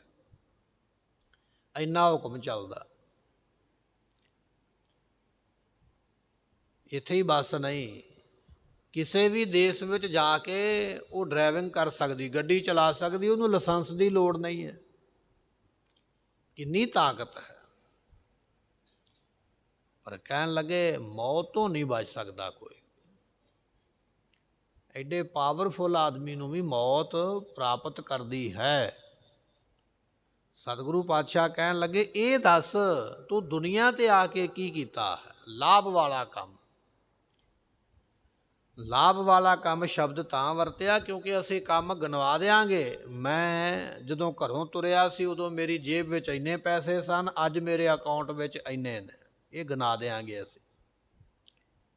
ਮੇਰੇ ਕੋਲ ਪਹਿਲਾਂ ਇੱਕ ਦੁਕਾਨ ਸੀ, ਅੱਜ ਮੇਰੇ ਕੋਲ 4 ਨੇ। ਮੇਰੇ ਕੋਲ ਪਹਿਲਾਂ 5 ਕਿੱਲੇ ਜ਼ਮੀਨ, ਅੱਜ ਮੇਰੇ ਕੋਲ 20 ਕਿੱਲੇ ਹੈ। ਇਹ ਗਿਣਾ ਦਿਆਂਗੇ, ਗਿਣਤੀ ਕਰਵਾ ਦਿਆਂਗੇ। ਪਹਿਲਾਂ ਮੈਨੂੰ ਪਿੰਡ ਵਿੱਚ ਕੋਈ ਨਹੀਂ ਸੀ ਜਾਣਦਾ, ਅੱਜ ਮੈਨੂੰ ਲੋਕ ਜਾਣਦੇ, ਸਰਕਾਰਾਂ ਤੱਕ ਪਹੁੰਚ ਹੈ। ਮਹਾਰਾਜ ਕਹਿੰਦੇ ਅਸੀਂ ਤੈਨੂੰ ਇਹ ਪੁੱਛਿਆ ਵੀ ਲਾਭ ਵਾਲਾ ਕਿਹੜਾ ਕੰਮ ਕੀਤਾ ਹੈ? ਜਦੋਂ ਦੁਨੀਆ ਤੋਂ ਚੱਲੇਗਾ ਲਾਭ ਕਿਹੜਾ ਲੈ ਕੇ ਚੱਲੇਗਾ? ਇਹ ਜਿਹੜੀਆਂ ਗੱਲਾਂ ਤੂੰ ਦੱਸੀਆਂ ਵੀ ਮੈਂ ਇੰਨੀਆਂ ਦੁਕਾਨਾਂ ਬਣਾ ਲਈਆਂ, ਇੰਨੀ ਜ਼ਮੀਨ ਬਣਾ ਲਈ, ਇੰਨੀ ਜਾਣ ਪਛਾਣ ਬਣਾ ਲਈ, ਇਹ ਤੇ ਨਾਲ ਨਹੀਂ ਨਾ ਜਾਵੇਗਾ। ਅਸੀਂ ਉਹ ਪੁੱਛਿਆ ਤੈਨੂੰ ਵੀ ਲਾਭ ਵਾਲਾ ਕੰਮ ਕਿਹੜਾ ਕੀਤਾ ਜਿਹੜਾ ਨਾਲ ਲੈ ਕੇ ਚੱਲਣ। ਅਵਤਰ ਆਏ ਕਹਾਂ ਤੁਮ ਕੀਨਾ, ਐ ਔਂਤਰੇ ਨਖੱਤਰੇ ਪੁਰਸ਼ਾ। ਇਹ ਗੱਲ ਦਾ ਜਵਾਬ ਦੇ ਵੀ ਦੁਨੀਆ ਵਿੱਚ ਆ ਕੇ ਲਾਭ ਦਾ ਕੰਮ ਕਿਹੜਾ ਕੀਤਾ ਹੀ ਹੋਏ? ਜੇ ਕੀਤਾ ਤੇ ਦੱਸ। ਫਿਰ ਬਖਸ਼ਿਸ਼ ਕਰਦੇ ਹਨ। ਅਵਤਰ ਆਏ ਕਹਾ ਤੁਮ ਕੀਨਾ। ਗੁਰਮੁਖੋ, ਅਵਤਰ ਸ਼ਬਦ ਦਾ ਦੂਜਾ ਅਰਥ ਇਹ ਕੀਤਾ ਹੈ, ਇਹ ਜਿਹੜਾ ਸੰਸਾਰ ਹੈ ਨਾ, ਇਹਨੂੰ ਤਰਨਾ ਬੜਾ ਔਖਾ ਹੈ, ਬੜਾ ਕਠਿਨ ਹੈ। ਗੱਲਾਂ ਕਰਨੀਆਂ ਬੜੀਆਂ ਸੌਖੀਆਂ। ਕੋਈ ਮਰ ਜਾਂਦਾ ਨਾ, ਆਪਾਂ ਆਖਦੇ ਸਵਰਗਵਾਸੀ ਹੋ ਗਿਆ, ਅਸੀਂ ਕਹਿ ਦਿੰਦੇ ਹਾਂ, ਪਰ ਸਾਨੂੰ ਨਹੀਂ ਪਤਾ ਵੀ ਉਹ ਸਵਰਗਵਾਸੀ ਹੋਇਆ ਕਿ ਜੂਨਾਂ 'ਚ ਪੈ ਗਿਆ ਕਿ ਨਰਕਵਾਸੀ ਹੋਇਆ। ਮੰਨ ਵੀ ਲਿਆ ਜਾਏ ਕਿ ਉਹ ਸਵਰਗਵਾਸੀ ਹੋ ਵੀ ਗਿਆ ਹੈ, ਤਾਂ ਵੀ ਉਹ ਮੁਕਤ ਨਹੀਂ ਹੋਇਆ। ਸਵਰਗਵਾਸੀ ਹੋਣਾ ਵੀ ਇੱਕ ਕਰਮਾਂ ਦਾ ਫਲ ਹੀ ਭੋਗਣਾ ਹੈ। ਕਰਮਾਂ ਦਾ ਫਲ ਭੋਗੇਗਾ, ਦੁਨੀਆ ਤੇ ਫਿਰ ਆਵੇਗਾ, ਮੁਕਤ ਨਹੀਂ ਹੋਇਆ। ਸੰਸਾਰ ਨੂੰ ਤਰਨਾ ਬੜਾ ਔਖਾ ਹੈ। ਗੱਲਾਂ ਕਰਨੀਆਂ ਬੜੀਆਂ ਸੌਖੀਆਂ, ਕਹਿ ਦੇਣਾ ਇਹ ਸਵਰਗਵਾਸੀ ਹੈ, ਇਹ ਮੁਕਤ ਹੋ ਗਿਆ। ਮਾਧੋ ਦਾਸ ਬੈਰਾਗੀ ਨੂੰ ਗੁਰੂ ਗੋਬਿੰਦ ਸਿੰਘ ਪਾਤਸ਼ਾਹ ਕਹਿਣ ਲੱਗੇ ਤੇਰਾ ਗੁਰੂ ਕਿੱਥੇ ਆ? ਕਹਿਣ ਲੱਗਾ ਜੀ ਮੁਕਤ ਹੋ ਗਿਆ, ਸਵਰਗਾਂ ਨੂੰ ਚਲੇ ਗਿਆ। ਮਹਾਰਾਜ ਕਹਿੰਦੇ ਨਾ, ਕੀੜੇ ਦੀ ਜੂਨ ਵਿੱਚ ਪੈ ਗਿਆ, ਕੀੜਾ ਬਣ ਕੇ ਅਮਰੂਦ ਨੂੰ ਖਾਂਦਾ ਪਿਆ। ਇਹ ਸੰਸਾਰ ਨੂੰ ਤਰਨਾ ਵੱਡੇ ਵੱਡੇ ਜੋਗੀ, ਹੁਣ ਗੁਰਮੁਖੋ ਮਾਧੋ ਦਾਸ ਬੈਰਾਗੀ ਜੀ ਦਾ ਚੇਲਾ ਬਣਿਆ, ਸ਼ੁਰੂ ਤੋਂ ਹੀ ਲੈ ਕੇ ਉਹ ਸਾਧੂ ਆ, ਜੰਗਲਾਂ ਵਿੱਚ ਹੀ ਰਿਹਾ, ਮੰਤਰ ਹੀ ਪੜ੍ਹਦਾ ਰਿਹਾ। ਬੜੀਆਂ ਸ਼ਕਤੀਆਂ ਸਨ ਉਹਦੇ ਕੋਲ, ਜਿਹੜੀਆਂ ਉਹਨੇ ਮਾਧੋ ਦਾਸ ਬੈਰਾਗੀ ਨੂੰ ਦਿੱਤੀਆਂ। ਇੰਨੀਆਂ ਸ਼ਕਤੀਆਂ, ਇੰਨੇ ਜਾਪਤਾ, ਪਹਿਲਾਂ ਸਮਾਂ ਜੰਗਲਾਂ ਵਿੱਚ ਰਹਿਣ ਦੇ ਮਗਰੋਂ ਵੀ ਉਹ ਕੀੜਾ ਹੀ ਬਣਿਆ। ਸੰਸਾਰ ਤਰਨਾ ਬੜਾ ਔਖਾ ਹੈ। ਕਹਿ ਦੇਣਾ ਕਿ ਮੁਕਤ ਹੋ ਗਿਆ, ਸਵਰਗਵਾਸੀ ਹੋ ਗਿਆ, ਇਹ ਤੇ ਸ਼ਬਦ ਹੈ ਜਿੰਨੇ ਮਰਜ਼ੀ ਅਸੀਂ ਵਰਤ ਜਾਈਏ, ਪਰ ਸਾਨੂੰ ਪਤਾ ਨਹੀਂ ਵੀ ਉਹ ਸਵਰਗਵਾਸੀ ਹੋਇਆ ਕਿ ਨਰਕਵਾਸੀ ਹੋਇਆ ਕਿ ਜਨਮਾਂ ਵਿੱਚ ਪੈ ਗਿਆ ਕਿ ਮੁਕਤ ਹੋ ਗਿਆ। ਅਵਤਰ ਆਏ ਕਹਾਂ ਤੁਮ ਕੀਨਾ, ਇਹ ਸੰਸਾਰ ਤਰਨਾ ਬੜਾ ਕਠਿਨ ਹੈ, ਬੜਾ ਔਖਾ ਹੈ। ਬੰਦਿਆ ਦੱਸ ਤੂੰ ਦੁਨੀਆ ਵਿੱਚ ਆ ਕੇ ਤਰਨ ਵਾਸਤੇ ਕਿਹੜਾ ਕੰਮ ਕੀਤਾ ਹੈ?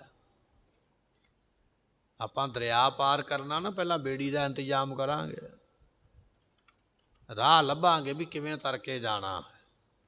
ਪਰ ਜੇ ਆਪਾਂ ਇੰਤਜ਼ਾਮ ਹੀ ਕੋਈ ਨਾ ਕਰੀਏ ਤੇ ਫਿਰ ਤਰਾਂਗੇ ਕਿਵੇਂ? ਫਿਰ ਤੇ ਡੋਬੀ ਜਾਵਾਂਗੇ। ਦੁਨੀਆ ਤੇ ਆਇਆ, ਪਰ ਇਹ ਦੱਸ ਵੀ ਤੂੰ ਤਰਨ ਵਾਸਤੇ ਕਿਹੜਾ ਕੰਮ ਕੀਤਾ ਹੈ ਜਿਹਦੇ ਨਾਲ ਮੁਕਤੀ ਮਿਲੇ। ਪਰ ਗੁਰਮੁਖੋ ਜਦੋਂ ਅਸੀਂ ਆਪਣੇ ਅੰਦਰ ਝਾਤ ਮਾਰਾਂਗੇ ਨਾ, ਅੰਦਰ ਵੇਖਾਂਗੇ ਵਾਕਿਆ ਹੀ ਅਸੀਂ ਕੁਝ ਨਹੀਂ ਕੀਤਾ ਤਰਨ ਵਾਸਤੇ। ਦੁਨੀਆ ਵਾਸਤੇ ਤੇ ਬੜਾ ਕੁਝ ਕਰਦੇ ਪਏ, ਆਪਣੇ ਵਾਸਤੇ, ਪਰਿਵਾਰ ਵਾਸਤੇ ਤੇ ਕਰਦੇ ਪਏ ਬਹੁਤ ਕੁਝ, ਪਰ ਮੁਕਤ ਕਿਵੇਂ ਹੋਣਾ, ਤਰਨਾ ਕਿਵੇਂ, ਇਹ ਅਸੀਂ ਕੁਝ ਨਹੀਂ ਕੀਤਾ ਅਜੇ ਤੱਕ। ਭਾਵੇਂ ਅਸੀਂ 20 ਸਾਲ ਦੇ ਹਾਂ ਤੇ ਭਾਵੇਂ 60 ਸਾਲ ਦੇ ਹਾਂ। ਮਹਾਰਾਜ ਕਹਿਣ ਲੱਗੇ ਅਵਤਰ ਆਏ ਕਹਾਂ ਤੁਮ ਕੀਨਾ, ਸੰਸਾਰ ਤਰਨਾ ਬੜਾ ਔਖਾ ਹੈ। ਦੱਸ ਬੰਦਿਆ ਤਰਨ ਵਾਸਤੇ ਕਿਹੜਾ ਕੰਮ ਕੀਤਾ ਹੈ? ਫਿਰ ਬਖਸ਼ਿਸ਼ ਕਰਦੇ ਹਨ।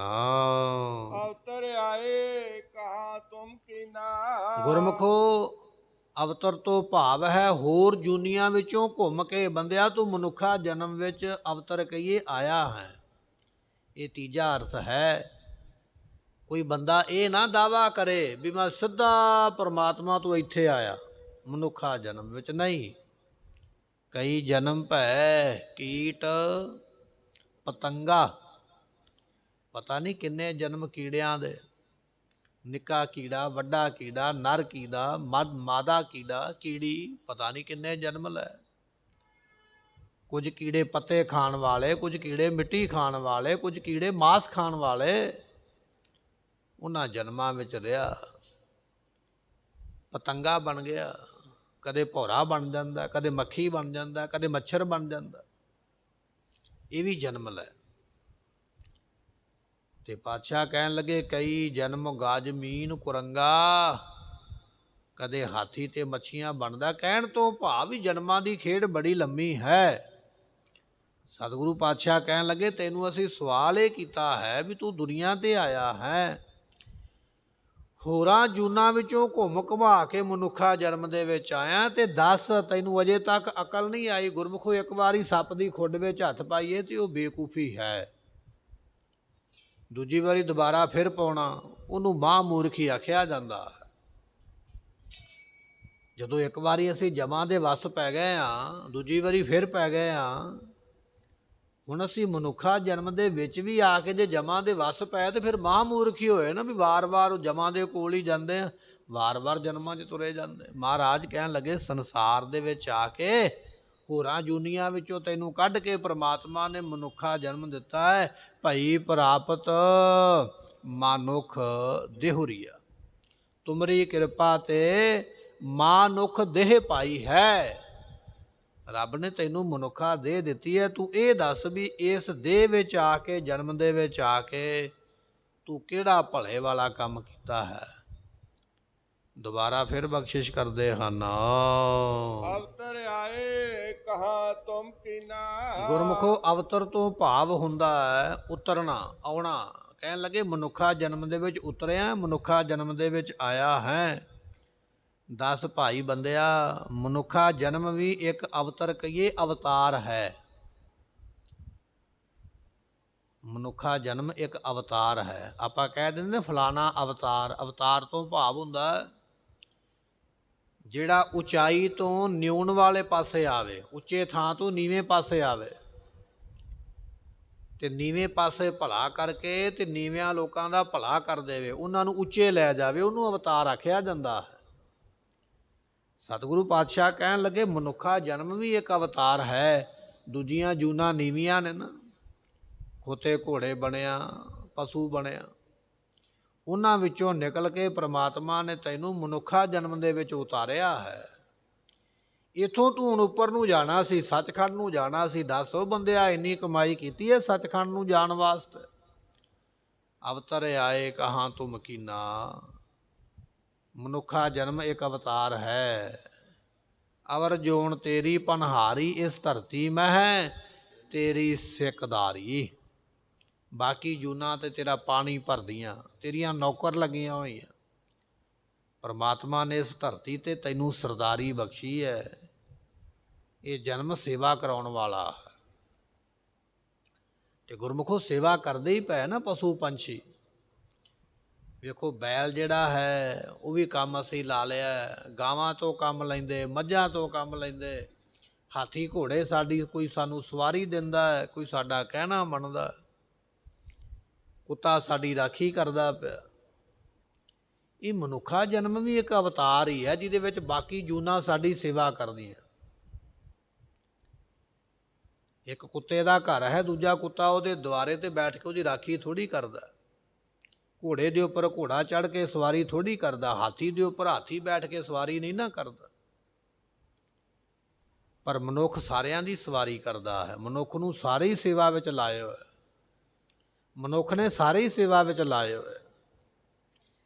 ਇਹ ਮਨੁੱਖਾ ਜਨਮ ਵੀ ਇੱਕ ਅਵਤਾਰ ਹੈ। ਸਾਰੀ ਦੁਨੀਆ ਪਰਮਾਤਮਾ ਨੇ ਤੇਰੀ ਸੇਵਾ ਵਿੱਚ ਲਾਤੀ, 84 ਲੱਖ ਜੂਨਾਂ।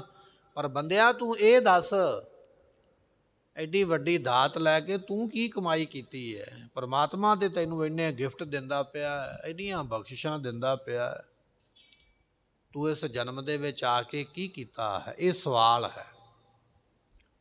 ਇਸ ਤਰ੍ਹਾਂ ਵਿਦਵਾਨਾਂ ਨੇ 4 ਅਰਥ ਕੀਤੇ ਨੇ ਅਵਤਰ ਸ਼ਬਦ ਦੇ, ਜਿਹੜੇ ਆਪਾਂ ਸਰਵਨ ਕਰ ਲਏ।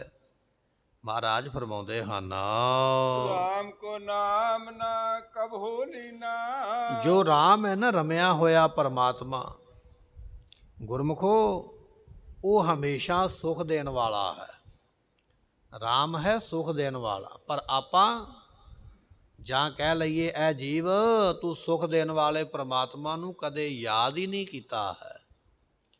ਰੱਬ ਦਾ ਨਾਮ ਜਪਣਾ ਉਹ ਤੂੰ ਕਦੇ ਯਾਦ ਨਹੀਂ ਕੀਤਾ ਹੈ। ਰਾਮ ਨਾ ਜਪੋ ਕਵਨ ਮਤ ਲਾਗੇ। ਸਤਿਗੁਰੂ ਪਾਤਸ਼ਾਹ ਮਹਾਰਾਜ ਕਹਿਣ ਲੱਗੇ, ਉਹ ਬੰਦਿਆ ਰਾਮ ਦੇ ਨਾਮ ਨੂੰ ਜਪਦਾ ਨਹੀਂ, ਕਿਹੜੀ ਮਤੀ ਵਿੱਚ ਲੱਗਿਆ, ਕਿਹੜੇ ਕੰਮਾਂ ਵਿੱਚ ਲੱਗਿਆ ਹੈ? ਰਾਮ ਨਾ ਜਪੋ, ਰੱਬ ਦੇ ਨਾਮ ਨੂੰ ਜਪਦਾ ਨਹੀਂ, ਕਵਨ ਮਤ ਲਾਗੇ, ਕਿਹੜੀ ਮਤ ਤੈਨੂੰ ਆ ਕੇ ਪ੍ਰਾਪਤ ਹੋਈ ਹੈ? ਕਿਸ ਭੈੜੀ ਮਤ ਵਿੱਚ ਪੈ ਗਿਆ? ਤੈਨੂੰ ਤੇ ਚਾਹੀਦਾ ਸੀ ਗੁਰ ਕੀ ਮਤੂ ਲਹੇ ਇਆਨੇ, ਪਰ ਤੂੰ ਉਸ ਮਤ ਤੋਂ ਪਰੇ ਚਲੇ ਗਿਆ ਹੈ। ਹਰ ਜੈਬੈ ਕਹਾਂ ਕਿਆ ਕਰੋ ਅਭਾਗੇ। ਸਤਿਗੁਰੂ ਪਾਤਸ਼ਾਹ ਕਹਿਣ ਲੱਗੇ, ਐ ਅਭਾਗੇ ਪੁਰਸ਼ੋ, ਇੱਕ ਹੁੰਦਾ ਭਾਗਾਂ ਵਾਲਾ, ਕਰਮਾਂ ਵਾਲਾ ਆਪਾਂ ਕਹਿ ਦਿੰਦੇ, ਇਹ ਕਰਮਾਂ ਵਾਲਾ, ਇਹ ਭਾਗਾਂ ਵਾਲਾ। ਇੱਕ ਹੁੰਦਾ ਅਭਾਗਾ, ਜਿਹਨੂੰ ਆਪਾਂ ਕਹਿ ਦਈਏ ਮਾੜੇ ਕਰਮਾਂ ਵਾਲਾ ਵਿਚਾਰਾ। ਮਹਾਰਾਜ ਕਹਿਣ ਲੱਗੇ, ਕਿਆ ਕਰੋ ਅਭਾਗੇ, ਐ ਭਾਗੇ ਮਾੜੇ ਕਰਮਾਂ ਵਾਲੇ ਪੁਰਸ਼ਾ, ਖੋਟਿਆਂ ਭਾਗਾਂ ਵਾਲਿਆ, ਇਹ ਦੱਸ ਮਰ ਜਾਏ ਬੇ, ਮਰ ਜਾਣ ਵਾਲੇ ਕਰਮਾਂ ਨੂੰ ਕੀ ਕਰਦੇ, ਕੀ ਕਰਦਾ? ਮਰ ਜਾਣ ਵਾਲੇ ਕਰਮ ਕਿਹੜੇ ਨੇ? ਅਸੀਂ ਪੁੰਨ ਕਰ ਲਿਆ, ਅਸੀਂ ਦਾਨ ਕਰ ਲਿਆ, ਅਸੀਂ ਵਰਤ ਰੱਖ ਲਿਆ, ਇਹ ਜਿਹੜੇ ਕਰਮ ਨੇ ਮਰ ਜਾਣ ਵਾਲੇ। ਮਰ ਜਾਣ ਵਾਲੇ ਭਾਵ ਕੇ ਫਲ ਦੇ ਕੇ ਖਤਮ ਹੋ ਜਾਣਗੇ। ਜਿਵੇਂ ਅਸੀਂ ਮੋਬਾਈਲ ਦੇ ਵਿੱਚ ਵੈਲਿਡਿਟੀ ਪਾਉਂਦੇ ਆ ਨਾ, ਪਰ ਜਦੋਂ ਉਹ ਸਮਾਂ ਖਤਮ ਹੋ ਗਿਆ, ਵੈਲਿਡਿਟੀ ਖਤਮ ਹੈ। ਇਸੇ ਤਰ੍ਹਾਂ ਕਰਮ ਨੇ, ਕੁਝ ਅਸੀਂ ਕਰਮ ਕਰਦੇ, ਅਸੀਂ ਜਪ ਕਰ ਲਿਆ, ਤਪ ਕਰ ਲਿਆ, ਪੁੰਨ ਕਰ ਲਿਆ, ਦਾਨ ਕਰ ਲਿਆ, ਵਰਤ ਰੱਖ ਲਿਆ, ਤੀਰਥ ਯਾਤਰਾ ਕਰ ਲਈ। ਇਹ ਜਿਹੜੇ ਕਰਮ ਨੇ ਇਹਨਾਂ ਦੀ ਇੱਕ ਵੈਲਿਡਿਟੀ ਹੈ, ਇੱਕ ਸਮਾਂ ਹੈ। ਜਦੋਂ ਇਹ ਫਲ ਦੇਣਗੇ ਉਦੋਂ ਮਗਰੋਂ ਜ਼ੀਰੋ ਹੋ ਜਾਣਗੇ। ਆਪਾਂ ਦੁਬਾਰਾ ਇਹ ਨਹੀਂ ਕਹਿ ਸਕਦੇ ਵੀ ਆਹ ਕਰਮ ਸਾਨੂੰ ਵਾਰ-ਵਾਰ ਫਲ ਦੇਈ ਜਾਵੇ। ਨਹੀਂ, ਇਹ ਕਰਮ ਤੈਨੂੰ ਇੱਕੇ ਵਾਰੀ ਫਲ ਦੇਣਗੇ, ਮੁੜ ਕੇ ਖਤਮ ਹੋ ਜਾਣਗੇ। ਇਹ ਮਰ ਜਾਣ ਵਾਲੇ ਕਰਮ। ਪਰਮਾਤਮਾ ਦਾ ਨਾਮ ਸਦਾ ਹੀ ਹੈ, ਬਰਕਤਾਂ ਹੀ ਬਰਕਤਾਂ ਰਹਿੰਦੀਆਂ, ਉਹ ਕਦੇ ਖਤਮ ਨਹੀਂ ਹੁੰਦਾ। ਮਹਾਰਾਜ ਕਹਿਣ ਲੱਗੇ ਮਰ ਜਾਣ ਵਾਲੇ ਕੰਮਾਂ ਨੂੰ ਕਰਦਾ ਪਿਆ, ਮਰ ਜਾਣ ਵਾਲੇ ਕਰਮ ਜਿਹੜੇ ਖਤਮ ਹੋ ਜਾਣੇ, ਐਸੇ ਕਰਮਾਂ ਨੂੰ ਕਰਦਾ ਪਿਆ। ਉਹ ਭਾਗਿਆ ਪੁਰਸ਼ਾ ਕੀ ਕਰੇਗਾ। ਦੁਬਾਰਾ ਫਿਰ ਫਰਮਾਉਂਦੇ ਹਨ, ਮਰ ਜਾਵੇ ਕੋ ਕਿਆ ਕਰੋ ਅਭਾਗੇ। ਜਾਂ ਆਪਾਂ ਇਸ ਤਰ੍ਹਾਂ ਕਹਿ ਲਈਏ, ਜਾਇਬੇ ਤੋਂ ਭਾਵ ਹੈ ਜੰਮਣਾ, ਤੇ ਮਰ ਤੋਂ ਭਾਵ ਹੈ ਮਰਨਾ। ਜੰਮਣਾ ਤੇ ਮਰਨਾ, ਬੰਦਿਆ ਤੂੰ ਉਹਨਾਂ ਕਰਮਾਂ ਨੂੰ ਕਰਦਾ ਪਿਆ ਜਿਹੜੇ ਕਰਮ ਤੈਨੂੰ ਜੰਮਣ ਤੇ ਮਰਨ ਦੇਣ ਵਾਲੇ ਨੇ। ਗੁਰਮੁਖੋ ਇਸੇ ਤਰ੍ਹਾਂ ਹੀ ਕਰਦੇ ਆਪਾਂ। ਅਸੀਂ ਕਰਦੇ ਪਏ ਹਾਂ ਉਹ ਕਰਮ ਜਿਨ੍ਹਾਂ ਕਰਮਾਂ ਨੂੰ ਕਰਕੇ ਸਾਨੂੰ ਜਨਮ ਅੱਗੇ ਮਿਲਣਗੇ। ਤਾਂ ਹੀ ਮਹਾਰਾਜ ਨੇ ਸਾਨੂੰ ਕੱਲਾ ਨਾਮ ਜਪਣ ਵਾਸਤੇ ਆਖਿਆ ਹੈ। ਨਾਮ ਜਪਿਆ ਕਰ। ਨਾਮ ਤੋਂ ਬਿਨਾਂ ਜਿਹੜੇ ਕਰਮ ਕਰਦਾ ਉਹਨਾਂ ਦਾ ਫਲ ਖਾਣ ਵੀ ਤੇ ਦੁਨੀਆ ਤੇ ਆਉਣਾ ਪਏਗਾ ਨਾ। ਜੇ ਕੋਈ ਬੰਦਾ ਪੁੰਨੀ ਹੈ, ਦਾਨੀ ਹੈ, ਤੇ ਉਹ ਪੁੰਨੀ ਦਾਨੀ ਨੂੰ ਫਲ ਛਕਣ ਵਾਸਤੇ ਤੇ ਆਉਣਾ ਹੀ ਪਵੇਗਾ ਨਾ ਦੁਨੀਆ ਤੇ। ਤੂੰ ਇੰਨੇ ਦਾਨ ਪੁੰਨ ਕੀਤੇ ਨੇ, ਲੈ ਭਾਈ ਛਕ, ਇਹ ਤੈਨੂੰ ਫਲ ਮਿਲਿਆ। ਸਵਰਗਾਂ ਵਿੱਚ ਜਾ ਕੇ ਬੈਠ, ਸੁੱਖ ਲੈ, ਫਿਰ ਦੁਨੀਆ ਤੇ ਆ। ਇਹ ਜਿਹੜੇ ਅਸੀਂ ਕਰਮ ਕਰਦੇ ਪਏ ਹਾਂ, ਇਹ ਸਾਡੇ ਕਰਮ ਜਿਹੜੇ ਨੇ ਸਾਨੂੰ ਜਨਮ ਦੇਣ ਵਾਲੇ ਨੇ। ਇਸ ਕਰਕੇ ਮਹਾਰਾਜ ਨੇ ਤਾਂ ਇਹਨਾਂ ਕਰਮਾਂ ਤੋਂ ਪਰੇ ਕੀਤਾ ਹੈ। ਜਿਸ ਤਰ੍ਹਾਂ ਦਾ ਕਰਮ ਕਰਾਂਗੇ ਉਸ ਤਰ੍ਹਾਂ ਦੀ ਵਾਸ਼ਨਾ ਬਣ ਜਾਏਗੀ। ਜਿਸ ਤਰ੍ਹਾਂ ਦੀ ਵਾਸ਼ਨਾ ਬਣੇਗੀ ਉਸ ਤਰ੍ਹਾਂ ਦਾ ਜਨਮ ਮਿਲ ਜਾਏਗਾ। ਸਤਿਗੁਰੂ ਕਹਿਣ ਲੱਗੇ ਭਾਈ ਇਸ ਤਰ੍ਹਾਂ ਦੇ ਕਰਮ ਜਿਹੜੇ ਜੰਮਣ ਮਰਨ ਵਿੱਚ ਪਾਉਣ ਵਾਲੇ, ਇਹ ਖੋਟਿਆਂ ਭਾਗਾਂ ਵਾਲੇ ਵਿਅਕਤੀ ਫਿਰ ਇਸ ਤਰ੍ਹਾਂ ਦੇ ਕਰਮ ਕਰਦਾ ਹੀ ਕਿਉਂ ਪਿਆ ਹੈ। ਕਰਮ ਸਰੀਰ ਜੋ ਬੀਜੀਐ ਸੋ ਅੰਤ ਖਲੋਆ ਆਏ। ਇਹ ਸਰੀਰ ਕਰਮਾਂ ਦੀ ਧਰਤੀ, ਜਿਸ ਤਰ੍ਹਾਂ ਦਾ ਬੀ ਪਾਵੇਂਗਾ ਚੰਗਾ ਜਾਂ ਮਾੜਾ, ਉਹਦਾ ਫਲ ਵੀ ਤੇ ਵੱਢਣਾ ਪਵੇਗਾ ਨਾ। ਚੰਗਾ ਕਰਮ ਕੀਤਾ ਉਹਦਾ ਚੰਗਾ ਫਲ ਹੈ, ਮਾੜਾ ਕੀਤਾ ਤੇ ਮਾੜਾ ਫਲ ਹੈ। ਪਰ ਫਲ ਤੇ ਦੋਨੇ ਹੀ ਲੈਣੇ ਪੈਣਗੇ, ਚੰਗਾ ਵੀ ਲੈਣਾ ਪਵੇਗਾ ਤੇ ਮਾੜਾ ਵੀ ਲੈਣਾ ਪਵੇਗਾ। ਸਤਿਗੁਰੂ ਕਹਿਣ ਲੱਗੇ ਕਰਮਾਂ ਦੀ ਖੇਡ ਨੂੰ ਪਰੇ ਕਰ, ਨਾਮ ਜਪਿਆ ਕਰ, ਤਾਂ ਤੇਰਾ ਭਲਾ ਹੋਣਾ ਹੈ। ਦੁੱਖ ਸੁੱਖ ਕਰਕੇ ਕੁਟੰਬ ਜਿਵਾਇਆ। ਦੁੱਖ ਤੇ ਸੁੱਖ ਸਹਾਰ ਕੇ ਬੰਦਾ ਪਰਿਵਾਰ ਨੂੰ ਆਪਣੇ ਨੂੰ ਪਾਲਦਾ ਹੈ। ਨੌਕਰੀ ਕਰਦੇ ਨਾ ਆਪਾਂ, ਨੌਕਰੀ ਵਿੱਚ ਕਿੰਨੀਆਂ ਬੌਸ ਤੋਂ ਝਿੜਕਾਂ ਪੈਂਦੀਆਂ, ਕਿੰਨੇ ਉਲਾਂਭੇ ਲੈਣੇ ਪੈਂਦੇ, ਬੇਪਤੀ ਹੁੰਦੀ ਹੈ ਸਾਰੇ ਸਟਾਫ ਦੇ ਸਾਹਮਣੇ। ਪਰ ਬੰਦਾ ਕਾਹਦੇ ਵਾਸਤੇ ਝਿੜਕਾਂ ਖਾ ਜਾਂਦਾ ਹੈ, ਬੇਪਤ ਕਾਹਦੇ ਵਾਸਤੇ ਹੁੰਦਾ ਕਿ ਮੇਰਾ ਪਿੱਛੇ ਪਰਿਵਾਰ ਹੈ, ਮੇਰੇ ਬੱਚੇ ਪੜ੍ਹਦੇ ਉਹਨਾਂ ਦਾ ਖਰਚਾ ਬੜਾ ਹੈ, ਧੀਆਂ ਪੜ੍ਹਦੀਆਂ ਪਈਆਂ ਉਹਨਾਂ ਦਾ ਖਰਚਾ, ਕੱਲ੍ਹ ਨੂੰ ਉਹਨਾਂ ਦੇ ਵਿਆਹ ਵੀ ਕਰਨੇ ਨੇ, ਘਰ ਵੀ ਬਣਾਉਣਾ ਹੈ, ਪਰਿਵਾਰ ਦੀਆਂ ਲੋੜਾਂ ਪੂਰੀਆਂ ਕਰਨੀਆਂ। ਪਰਿਵਾਰ ਦੀਆਂ ਲੋੜਾਂ ਵਾਸਤੇ ਬੰਦਾ ਕੀ ਕਰਦਾ, ਧੱਕੇ ਵੀ ਖਾਂਦਾ ਹੈ, ਬੇਪਤ ਵੀ ਹੁੰਦਾ ਹੈ, ਇੱਜ਼ਤ ਵੀ ਗਵਾਉਂਦਾ, ਉਲਾਮੇ ਵੀ ਲੈਂਦਾ ਹੈ, ਦੁਖੀ ਵੀ ਹੁੰਦਾ ਹੈ। ਰਾਤ ਨੂੰ ਨੀਂਦ ਆਉਂਦੀ ਹੈ ਪਰ ਨੀਂਦ ਦੇ ਦੁੱਖ ਨੂੰ ਸਹਾਰਦਾ ਵੀ ਨਹੀਂ, ਕੰਮ ਕਰਨਾ ਹੈ, ਓਵਰ ਸ਼ਿਫਟ ਲਾਉਣੀ ਹੈ। 8 ਘੰਟੇ ਤੇ ਕੰਮ ਕਰ ਲਿਆ, ਹੁਣ 4 ਘੰਟੇ ਹੋਰ ਵੀ ਕਰ ਲਵਾਂ, ਉੱਪਰੋਂ ਪੈਸੇ ਬਣ ਜਾਣਗੇ। ਪਰਿਵਾਰ ਵਾਸਤੇ ਦੁੱਖ ਸਹਾਰਿਆ ਨਾ, ਵੀ ਪਰਿਵਾਰ ਨੂੰ ਲੋੜਾਂ ਪੂਰੀਆਂ ਹੋਣ, ਸੁੱਖ ਮਿਲੇ। ਸਤਿਗੁਰੂ ਕਹਿਣ ਲੱਗੇ ਦੁੱਖ ਸੁੱਖ ਕਰਕੇ ਕੁਟੰਬ ਜੀਵਾਇਆ। ਦੁੱਖ ਭੋਗ ਕੇ, ਸੁੱਖ ਭੋਗ ਕੇ ਪਰਿਵਾਰ ਨੂੰ ਜਿਉਂਦਿਆਂ ਰੱਖਣ ਵਾਸਤੇ, ਪਾਲਣ ਵਾਸਤੇ ਬੰਦਾ ਸਾਰੀਆਂ ਹੀ ਕੋਸ਼ਿਸ਼ਾਂ ਕਰਦਾ।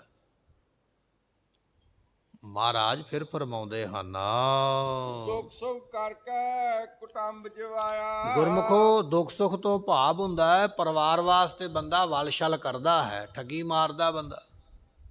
ਕਾਹਦੇ ਵਾਸਤੇ ਠੱਗੀ ਤਾਂ ਮਾਰਦਾ ਵੀ ਬਹੁਤੀ ਮਾਇਆ ਇੱਧਰੋਂ ਆ ਜਾਵੇ, ਮੇਰਾ ਪਰਿਵਾਰ ਸੁਖੀ ਹੋ ਜਾਵੇ। ਪਰਿਵਾਰ ਵਾਸਤੇ ਬੰਦਾ ਵਲ ਛਲ ਕਰਦਾ, ਦੁਨੀਆ ਨਾਲ ਧੋਖਾ ਕਰਦਾ ਹੈ, ਵਲ ਛਲ ਵੀ ਕਰਦਾ ਹੈ। ਫਿਰ ਬੰਦਾ ਚੋਰੀ ਵੀ ਕਰਦਾ, ਦਾ ਲੱਗੇ ਤੇ ਚੋਰੀ ਵੀ ਕਰ ਲੈਂਦਾ, ਕਹਿਣ ਲੱਗਾ ਵੀ ਇੱਧਰੋਂ ਇੰਨਾ ਕੁਝ ਮਿਲੇਗਾ ਤੇ ਪਰਿਵਾਰ ਸੁਖੀ ਹੋਵੇਗਾ।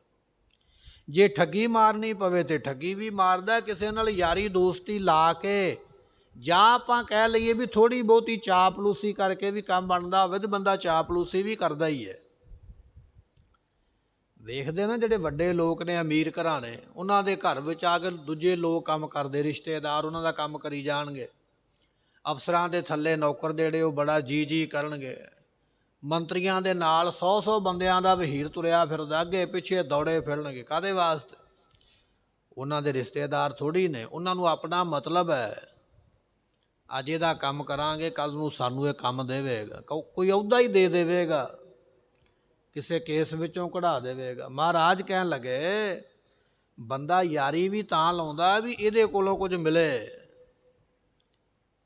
ਸਤਿਗੁਰੂ ਪਾਤਸ਼ਾਹ ਕਹਿਣ ਲੱਗੇ ਦੁੱਖ ਸੁੱਖ ਕਰਕੇ ਕੁਟੰਬ ਜਿਵਾਇਆ, ਚੋਰੀ ਕਰਕੇ, ਠੱਗੀ ਕਰਕੇ, ਵਲ ਕਰਕੇ, ਛਲ ਕਰਕੇ, ਯਾਰੀ ਦੋਸਤੀ ਲਾ ਕੇ, ਇਹ ਸਾਰਾ ਪ੍ਰੋਪੇਗੰਡਾ ਤਾਂ ਕਰਦਾ ਵੀ ਮੇਰਾ ਪਰਿਵਾਰ, ਉਹਦੇ ਵਾਸਤੇ ਮੈਂ ਕੁਝ ਕਰ ਸਕਾਂ, ਪਰਿਵਾਰ ਨੂੰ ਸੁੱਖ ਦੇਵਾਂ।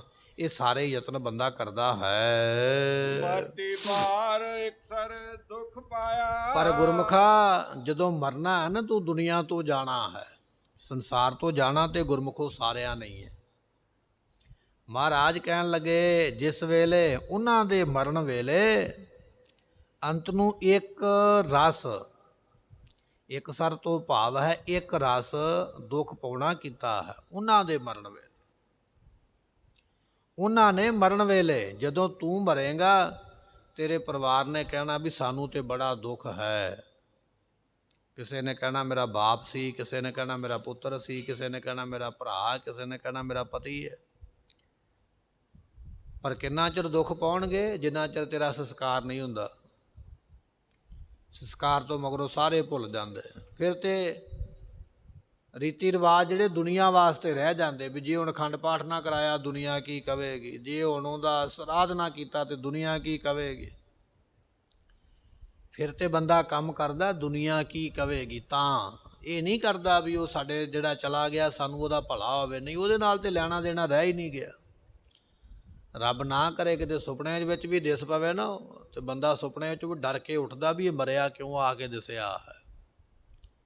ਬੰਦੇ ਨੇ ਸਾਰੀ ਉਮਰ ਆਪਣੇ ਬੱਚਿਆਂ ਵਾਸਤੇ ਵਲ ਕੀਤਾ, ਛਲ ਕੀਤਾ, ਧੋਖਾ ਕੀਤਾ, ਠੱਗੀ ਕੀਤੀ, ਬੌਸ ਦੀਆਂ ਝਿੜਕਾਂ ਖਾਧੀਆਂ, ਦੋਹਰੀਆਂ ਸ਼ਿਫਟਾਂ ਲਾਈਆਂ, ਪਰਿਵਾਰ ਨੂੰ ਪਾਲਣ ਵਾਸਤੇ ਮਰਦਾ ਰਿਹਾ। ਪਰ ਜਦੋਂ ਸੱਚੀ ਮੁੱਚੀ ਮਰ ਗਿਆ ਨਾ, ਸੰਸਕਾਰ ਤੋਂ ਬਾਅਦ ਸਾਰੇ ਹੀ ਭੁੱਲ ਗਏ। ਕਹਿਣ ਲੱਗੇ ਉਹਨੂੰ ਯਾਦ ਨਾ ਕਰੋ, ਮਿਲੇਗਾ ਆ ਕੇ, ਮੱਥੇ ਲੱਗੇਗਾ। ਬੰਦਿਆ ਇਹ ਤੇਰੀ ਕਹਾਣੀ ਹੈ, ਇਹਨੂੰ ਸਮਝ। ਇਹ ਸਮਝਾਉਣ ਦਾ ਮਹਾਰਾਜ ਯਤਨ ਕਰਦੇ ਵੀ ਇਸ ਤਰ੍ਹਾਂ ਹੁੰਦਾ ਹੈ। ਸਤਿਗੁਰੂ ਪਾਤਸ਼ਾਹ ਕਹਿਣ ਲੱਗੇ ਉਹਨਾਂ ਦੇ ਮਰਨ ਵੇਲੇ, ਉਹਨਾਂ ਨੇ ਮਰਨ ਵੇਲੇ ਇੱਕ ਰਸ ਬਰਾਬਰ ਹੀ ਤੇਰਾ ਦੁੱਖ ਸਾਰਿਆਂ ਨੇ ਪਾਉਣਾ ਹੈ। ਇਸੇ ਤਰ੍ਹਾਂ ਫਿਰ ਬਖਸ਼ਿਸ਼ ਕਰਦੇ ਹਨ। ਮਰਤੀ ਬਾਰ ਇਕਸਰ ਦੁੱਖ ਪਾਇਆ। ਜਿਸ ਵੇਲੇ ਬੰਦਿਆ ਤੂੰ ਮਰਨਾ ਹੈ ਨਾ, ਇਹਨਾਂ ਸਾਰਿਆਂ ਕਰਮਾਂ ਦਾ ਦੁੱਖ ਤੈਨੂੰ ਪਾਉਣਾ ਪੈਣਾ। ਤੂੰ ਉੱਥੇ ਇਹ ਨਹੀਂ ਕਹਿ ਸਕਦਾ ਮੈਂ ਆਪਣੇ ਪਰਿਵਾਰ ਵਾਸਤੇ ਫਲਾਣੀ ਠੱਗੀ ਮਾਰੀ ਹੈ, ਮੈਂ ਆਪਣੇ ਪਰਿਵਾਰ ਵਾਸਤੇ ਫਲਾਣਾ ਝੂਠ ਬੋਲਿਆ ਸੀ। ਨਹੀਂ, ਬਹੁਤ ਪਰਪੰਚ ਕਰ ਪਰ ਧਨ ਲਿਆਵੈ, ਸੁਤ ਦਾਰਾ ਪਹਿਆਨ ਲਟਾਵੈ, ਮਨ ਮੇਰੇ ਭੁੱਲੇ ਕਪਟ ਨਾ ਕੀਜੈ, ਅੰਤ ਨਬੇਰਾ ਤੇਰਾ ਜੀ ਪਹਿਲੀਜੈ। ਉਹਨਾਂ ਨੇ ਤੇਰੇ ਕੋਲੋਂ ਪੁੱਛਣਾ। ਕਿਸੇ ਤੇ ਕੋਈ ਕੇਸ ਬਣ ਜਾਵੇ ਨਾ, ਪੁਲਿਸ ਲੈ ਜਾਵੇ ਤੇ ਪੁਲਿਸ ਪੁੱਛਦੀ ਹੈ, ਪੁਲਿਸ, ਤੇ ਜਿਹਦਾ ਉਹ ਨਾਂ ਲੈਂਦਾ ਉਹ ਵੀ ਨਾਲ ਫੜੇ ਜਾਂਦੇ। ਪਰ ਧਰਮਰਾਜ ਦੀ ਕਚਹਿਰੀ ਵਿੱਚ ਜਦੋਂ ਜਾ ਕੇ ਤੂੰ ਕਿਸੇ ਦਾ ਵੀ ਨਾਂ ਲਵੇਂਗਾ ਨਾ, ਉਹ ਕਹਿਣਗੇ ਉਹਨਾਂ ਨੂੰ ਤੇ ਬਾਅਦ ਵਿੱਚ ਵੇਖਾਂਗੇ, ਪਹਿਲਾਂ ਤੂੰ ਆਪਣੀ ਗੱਲ ਕਰ, ਅਸੀਂ ਹਿਸਾਬ ਤੇਰੇ ਕੋਲੋਂ ਮੰਗਿਆ। ਜਦੋਂ ਉਹਨਾਂ ਦੀ ਵਾਰੀ ਆਏਗੀ ਉਹਨਾਂ ਤੋਂ ਵੀ ਪੁੱਛ ਲਵਾਂਗੇ। ਉਦੋਂ ਤੇਰਾ ਦੁੱਖ ਨਹੀਂ ਕਿਸੇ ਨੇ ਵਡਾਉਣਾ। ਕਿਸੇ ਨੇ ਇਹ ਨਹੀਂ ਕਹਿਣਾ ਵੀ ਐ ਧਰਮਰਾਜ ਦੇ ਜਮਦੂਤੋ ਮੈਨੂੰ 4 ਡੰਡੇ ਮਾਰ ਲਓ ਪਰ ਮੇਰੇ ਬਾਪੂ ਨੂੰ ਕੁਝ ਨਾ ਆਖਿਓ। ਨਹੀਂ, ਉਦੋਂ ਕੋਈ ਅੱਗੇ ਨਹੀਂ ਹੋਵੇਗਾ। ਉਦੋਂ ਤੇਰੇ ਕਰਮ ਦਾ ਫਲ ਤੈਨੂੰ ਭੋਗਣਾ ਪੈਣਾ ਹੈ। ਕੰਠ ਗਹਿਨ ਤਬ ਕਰਨ ਪੁਕਾਰਾ। ਸਤਿਗੁਰੂ ਪਾਤਸ਼ਾਹ ਕਹਿਣ ਲੱਗੇ ਉਹ ਜੰਮ ਬੜੇ, ਬੰਦਾ ਸੋਚਦਾ ਮੈਂ ਬੜਾ ਚਲਾਕ ਆ, ਪਰ ਜੰਮ ਤੇਰੇ ਨਾਲੋਂ ਚਲਾਕ ਨੇ। ਬੰਦਿਆ ਤੈਨੂੰ ਉਹਨੇ ਆ ਕੇ ਜੰਮ ਨੇ ਗਲੇ ਤੋਂ ਫੜਨਾ ਹੈ। ਜਦੋਂ ਤੈਨੂੰ ਜਮਾ ਨੇ ਗਲੇ ਤੋਂ ਫੜ ਲਿਆ ਨਾ, ਤਬ ਕਰਨ ਪੁਕਾਰਾ, ਉਸ ਵੇਲੇ ਤੂੰ ਪੁਕਾਰਾਂ ਕਰੇਂਗਾ, ਆਵਾਜ਼ਾਂ ਮਾਰੇਂਗਾ, ਪੁੱਤਰਾ ਬਚਾ ਮੈਨੂੰ, ਜਾਮ ਆ ਗਿਆ ਲੈਣ ਵਾਸਤੇ। ਘਰ ਵਾਲੀ ਨੂੰ ਆਵਾਜ਼ ਮਾਰੇਂਗਾ, ਬਚਾ ਮੈਨੂੰ, ਜਾਮ ਆ ਗਿਆ ਲੈਣ ਵਾਸਤੇ। ਰਿਸ਼ਤੇਦਾਰਾਂ ਨੂੰ, ਭਤੀਜਿਆਂ ਭਣੇਵਿਆਂ ਨੂੰ ਆਵਾਜ਼ਾਂ ਮਾਰੇਂਗਾ, ਬਚਾਓ ਮੈਨੂੰ, ਜਾਮ ਲੈਣ ਵਾਸਤੇ ਆਏ। ਤੂੰ ਤੇ ਆਵਾਜ਼ ਮਾਰਨ ਦਾ ਯਤਨ ਕਰੇਂਗਾ, ਪਰ ਜਮਾਂ ਨੇ ਤੈਨੂੰ ਗਲੇ ਤੋਂ ਹੀ ਫੜਨਾ। ਉਹਨਾਂ ਨੇ ਆਵਾਜ਼ ਨਿਕਲਣ ਨਹੀਂ ਦੇਣੀ ਹੈ, ਕਿਸੇ ਨੂੰ ਪਤਾ ਨਹੀਂ ਲੱਗਣ ਦੇਣਾ। ਕੰਠ ਗਹਿਣ, ਕੰਠ ਨਾਮ ਗਲੇ ਦਾ, ਗਹਿਣ ਨਾਮ ਫੜਨ ਦਾ। ਤੇਰੇ ਗਲੇ ਤੋਂ ਜਮਾਂ ਨੇ ਫੜਨਾ ਆ ਕੇ ਤੈਨੂੰ। ਕੰਠ ਗਹਿਣ ਤਬ ਕਰਨ ਪੁਕਾਰਾ, ਉਸ ਵੇਲੇ ਕੀ ਪੁਕਾਰ ਕਰੇਂਗਾ? ਸੰਬੰਧੀਆਂ ਨੂੰ ਆਵਾਜ਼ਾਂ ਮਾਰੇਂਗਾ, ਪਰ ਤੇਰੀ ਪੁਕਾਰ ਕਿਸੇ ਨੇ ਸੁਣਨੀ ਨਹੀਂ ਹੈ। ਜਦੋਂ ਕਿਸੇ ਨੇ ਪੁਕਾਰ ਨਾ ਸੁਣੀ, ਫਿਰ ਤੂੰ ਜਮਾਂ ਦੇ ਅੱਗੇ ਤਰਲਾ ਕਰੇਂਗਾ ਵੀ ਐ ਜਮੋ ਮੈਨੂੰ ਇੱਕ ਵਾਰੀ ਛੱਡ ਦਿਓ, ਮੈਨੂੰ ਹੁਣ ਸਮਝ ਆਈ ਹੈ, ਮੈਨੂੰ ਹੁਣ ਜਾਗ ਆਈ ਹੈ, ਇੱਕ ਮੌਕਾ ਦੇ ਦਿਓ ਨਿੱਕਾ ਜਿਹਾ, ਹੁਣ ਮੈਂ ਨਾਮ ਜਪ ਲਵਾਂ। ਤੂੰ ਇਹ ਮਿੰਨਤਾਂ ਕਰੇਂਗਾ ਜਮਾਂ ਦੀਆਂ, ਤੇ ਫਿਰ ਜਮ ਅੱਗੋਂ ਇਹ ਗੱਲ ਆਖਦੇ ਹਨ, ਐ ਕਬੀਰ ਆਗੇ ਤੇ ਨਾ ਸਮਾਰਾ। ਕਬੀਰ ਸਾਹਿਬ ਜੀ ਕਹਿਣ ਲੱਗੇ, ਜਮਦੂਤ ਕਹਿਣਗੇ ਵੀ ਜਿਹੜਾ ਤੈਨੂੰ 70 ਸਾਲ ਦਾ ਪਹਿਲਾਂ ਸਮਾਂ ਦਿੱਤਾ ਸੀ ਜਾਂ 100 ਸਾਲ ਦਾ, ਉਦੋਂ ਤੂੰ ਕੀ ਕਰਦਾ ਰਿਹਾ ਓਏ? ਹੁਣ ਤੂੰ ਕਹਿੰਦਾ ਹੈ ਕਿ ਮੇਰਾ ਗਲਾ ਛੱਡ ਦਿਓ, ਮੈਨੂੰ ਇੱਕ ਵਾਰੀ ਛੱਡ ਦਿਓ, ਇੱਕ ਮੌਕਾ ਦੇ ਦਿਓ, ਮੈਂ ਨਾਮ ਜਪਾਂ। ਜਮਾਂ ਨੇ ਕਹਿਣਾ ਤੈਨੂੰ ਸਮਾਂ ਦਿੱਤਾ ਸੀ ਅਸੀਂ 100 ਸਾਲ ਦਾ, ਤੈਨੂੰ ਸਮਾਂ ਦਿੱਤਾ ਸੀ ਅਸੀਂ 70 ਸਾਲ ਦਾ, 30 ਸਾਲ ਦਾ, ਜਿੰਨੀ ਵੀ ਆਪਾਂ ਜ਼ਿੰਦਗੀ ਭੋਗੀ ਹੋਵੇਗੀ, ਉਹ ਜ਼ਿੰਦਗੀ ਦਾ ਉਸ ਵੇਲੇ ਹਵਾਲਾ ਦੇਣਗੇ ਵੀ ਤੈਨੂੰ ਇੰਨੇ ਸਾਲ ਦਿੱਤੇ, ਉਦੋਂ ਤੂੰ ਕਿੱਥੇ ਗਿਆ ਸੀ, ਉਦੋਂ ਕਿਉਂ ਨਹੀਂ ਨਾਮ ਜਪਿਆ ਰੱਬ ਦਾ? ਫਿਰ ਸਾਡੇ ਕੋਲ ਕੋਈ ਜਵਾਬ ਨਹੀਂ ਹੋਵੇਗਾ,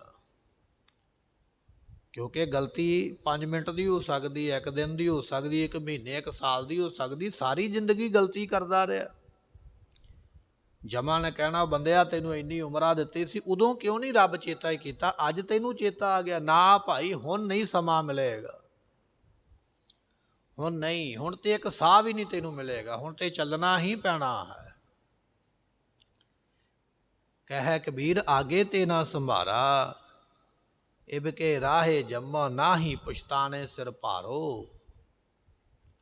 ਹੁਣ ਤੇ ਚੱਲਣਾ ਹੀ ਪੈਣਾ, ਹੁਣ ਨਹੀਂ ਸਮਾਂ, ਫਿਰ ਪਛਤਾਵਾ ਰਹਿ ਜਾਏਗਾ। ਧੰਨ ਗੁਰੂ ਨਾਨਕ ਦੇਵ ਮਹਾਰਾਜ ਸਾਹਿਬ ਜੀਆਂ ਦਾ ਅੱਜ ਜੋਤੀ ਜੋਤ ਦਿਹਾੜਾ ਹੈ। ਕਰਤਾਰਪੁਰ ਦੀ ਧਰਤੀ ਤੇ ਮਹਾਰਾਜ ਨਿਵਾਸ ਕਰਦੇ ਪਏ। ਬੇਅੰਤ ਸੰਗਤਾਂ ਕਰਤਾਰਪੁਰ ਸਾਹਿਬ ਦੇ ਵਿੱਚ ਇਕੱਠੀਆਂ ਹੋ ਗਈਆਂ। ਮਾਤਾ ਸੁਲੱਖਣੀ ਜੀ ਇਹ ਬੇਨਤੀ ਕਰਦੇ ਸਤਿਗੁਰਾਂ ਨੂੰ ਵੀ ਪੁੱਤਰਾਂ ਨੂੰ ਆਪ ਜੀ ਅੱਗੇ ਕਰੋ, ਗੁਰਤਾ ਗੱਦੀ ਦਿਓ। ਮਹਾਰਾਜ ਨੇ ਪਰਖਾਂ ਤੇ ਕਈ ਕੀਤੀਆਂ, ਪਰ ਇੱਕ ਪਰਖ ਫਿਰ ਮਾਤਾ ਸੁਲੱਖਣੀ ਜੀਆਂ ਦੇ ਸਾਹਮਣੇ ਵੀ ਕੀਤੀ। ਪਰ ਉਸ ਪਰਖ ਦੇ ਵਿੱਚ ਭਾਈ ਲਹਿਣਾ ਸਾਹਿਬ ਜੀ ਪੂਰੇ ਉਤਰੇ ਤੇ ਪੁੱਤਰਾਂ ਨੇ ਜਵਾਬ ਦੇ ਦਿੱਤਾ। ਮਹਾਰਾਜ ਕਹਿਣ ਲੱਗੇ ਸੁਲੱਖਣੀ ਜੀ ਤੁਹਾਡੇ ਪੁੱਤਰ ਲੈਣਾ ਨਹੀਂ ਚਾਹੁੰਦੇ, ਇਹ ਬਚਨ ਨਹੀਂ ਮੰਨਦੇ। ਇੱਥੇ ਦੇ ਬਚਨ ਮੰਨਣ ਵਾਲਿਆਂ ਨੂੰ ਪ੍ਰਾਪਤੀ ਹੈ, ਬਚਨ ਨਹੀਂ ਮੰਨਦੇ ਪਏ। ਸੇਵਾਦਾਰ ਬਚਨ ਮੰਨਦਾ, ਫਿਰ ਦਾਤ ਉਹਨੂੰ ਮਿਲੇਗੀ। ਇਸ ਤਰ੍ਹਾਂ ਮਹਾਰਾਜ ਜੀਆਂ ਨੇ ਗੁਰਤਾ ਗੱਦੀ ਦੀ ਦਾਤ ਭਾਈ ਲਹਿਣਾ ਸਾਹਿਬ ਨੂੰ ਦੇ ਕੇ ਆਪਣੇ ਗਲੇ ਨਾਲ ਲਾ ਕੇ, ਅੰਗਾਂ ਦੇ ਨਾਲ ਲਾ ਕੇ, ਭਾਈ ਲਹਿਣਾ ਤੋਂ ਅੰਗਾਂ ਦੇ ਨਾਲ ਲਾ ਕੇ ਗੁਰੂ ਅੰਗਦ ਬਣਾ ਦਿੱਤਾ।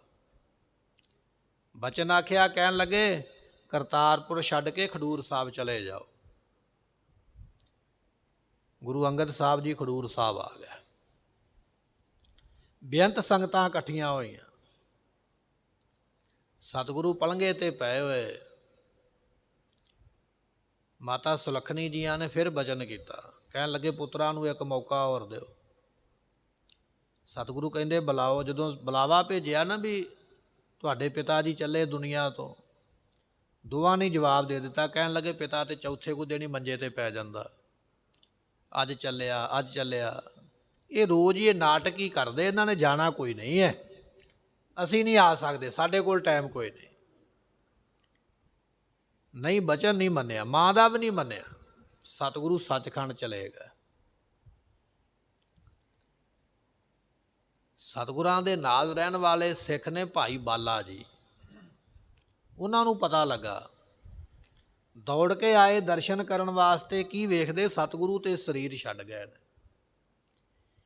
ਇੱਧਰੋਂ ਮਾਤਾ ਸੁਲੱਖਣੀ ਜੀ ਬੜੇ ਰੋਏ, ਬੜਾ ਪੁੱਤਰਾਂ ਨੂੰ ਝਿੜਕਿਆ, ਕਹਿਣ ਲੱਗੇ ਉਹ ਪੁੱਤਰੋ, ਤੁਸੀਂ ਪਿਤਾ ਨੂੰ ਕੇਵਲ ਪਿਤਾ ਸਮਝਿਆ, ਨਿਰੰਕਾਰ ਨਹੀਂ ਸਮਝਿਆ, ਤੁਸੀਂ ਬਚਨ ਨਹੀਂ ਮੰਨਿਆ। ਜਦੋਂ ਮਾਤਾ ਜੀ ਨੇ ਝਿੜਕ ਮਾਰੀ ਤੇ ਪੁੱਤਰ ਵੀ ਭੱਜ ਕੇ ਆ ਗਿਆ, ਪਰ ਹੁਣ ਤੇ ਸਤਿਗੁਰੂ ਭਾਣਾ ਵਰਤਾ ਗਿਆ ਨਾ, ਕੋਲ ਆ ਕੇ ਬੈਠ ਗਏ, ਬੜਾ ਦੁਖੀ ਹੋਏ।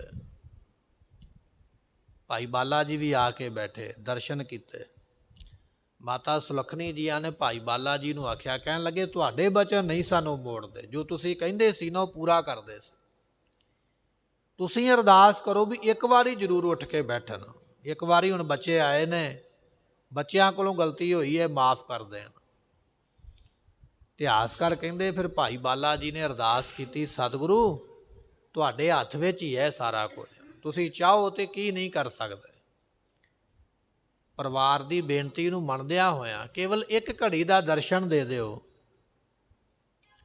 ਜਦੋਂ ਅਰਦਾਸ ਕੀਤੀ ਤੇ ਸਤਿਗੁਰਾਂ ਨੇ ਨੇਤਰ ਖੋਲ ਲਏ। ਕਹਿਣ ਲੱਗੇ ਭਾਈ ਬਾਲਾ ਜੀ, ਤੁਹਾਡੇ ਨਾਲ ਬਚਨ ਇਹ ਸੀ ਵੀ ਤੁਹਾਡਾ ਬਚਨ ਨਹੀਂ ਕਦੇ ਮੋੜਾਂਗੇ, ਤੁਹਾਡਾ ਬਚਨ ਮੰਨ ਕੇ ਆਏ ਆ। ਉਸ ਵੇਲੇ ਮਾਤਾ ਸੁਲੱਖਣੀ ਜੀਆਂ ਨੇ ਬੇਨਤੀ ਕੀਤੀ, ਕਹਿਣ ਲੱਗੇ ਸਤਿਗੁਰੂ ਪੁੱਤਰਾਂ ਨੇ ਵਾਰ-ਵਾਰ ਗਲਤੀ ਕੀਤੀ ਹੈ, ਗੁਰਤਾ ਗੱਦੀ ਤੇ ਆਪ ਜੀਆਂ ਨੇ ਗੁਰੂ ਅੰਗਦ ਸਾਹਿਬ ਨੂੰ ਦਿੱਤੀ ਹੈ, ਪੁੱਤਰਾਂ ਦਾ ਵੀ ਭਲਾ ਕਰੋ। ਮਹਾਰਾਜ ਨੇ ਉਸ ਵੇਲੇ ਬਚਨ ਇਹ ਸਰਵਣ ਕਰਕੇ ਬੜੇ ਵਰ ਬਖਸ਼ਿਸ਼ ਕੀਤੇ, ਆਪਣੇ ਪੁੱਤਰਾਂ ਨੂੰ ਵੀ, ਸੰਗਤ ਨੂੰ ਵੀ ਦਾਤਾਂ ਦਿੱਤੀਆਂ। ਇੰਨੇ ਚਿਰ ਨੂੰ ਸਮਾਂ ਜਦੋਂ ਪੂਰਾ ਹੋ ਗਿਆ ਨਾ, ਸਤਿਗੁਰੂ ਜਾਣ ਲੱਗੇ, ਭਾਈ ਬਾਲਾ ਜੀ ਨੇ ਫਿਰ ਬੇਨਤੀ ਕੀਤੀ, ਮਹਾਰਾਜ ਆਪ ਜੀ ਚੱਲੇ।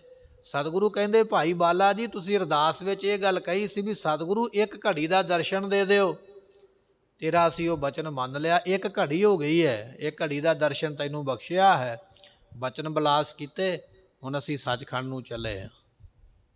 ਇਸ ਤਰ੍ਹਾਂ ਮਹਾਰਾਜ ਜੀ ਦੁਬਾਰਾ ਫਿਰ ਆਪਣਾ ਪੰਜ ਭੌਤਿਕ ਸਰੀਰ ਤਿਆਗਿਆ, ਸੱਚਖੰਡ ਨੂੰ ਚੱਲ ਪਏ।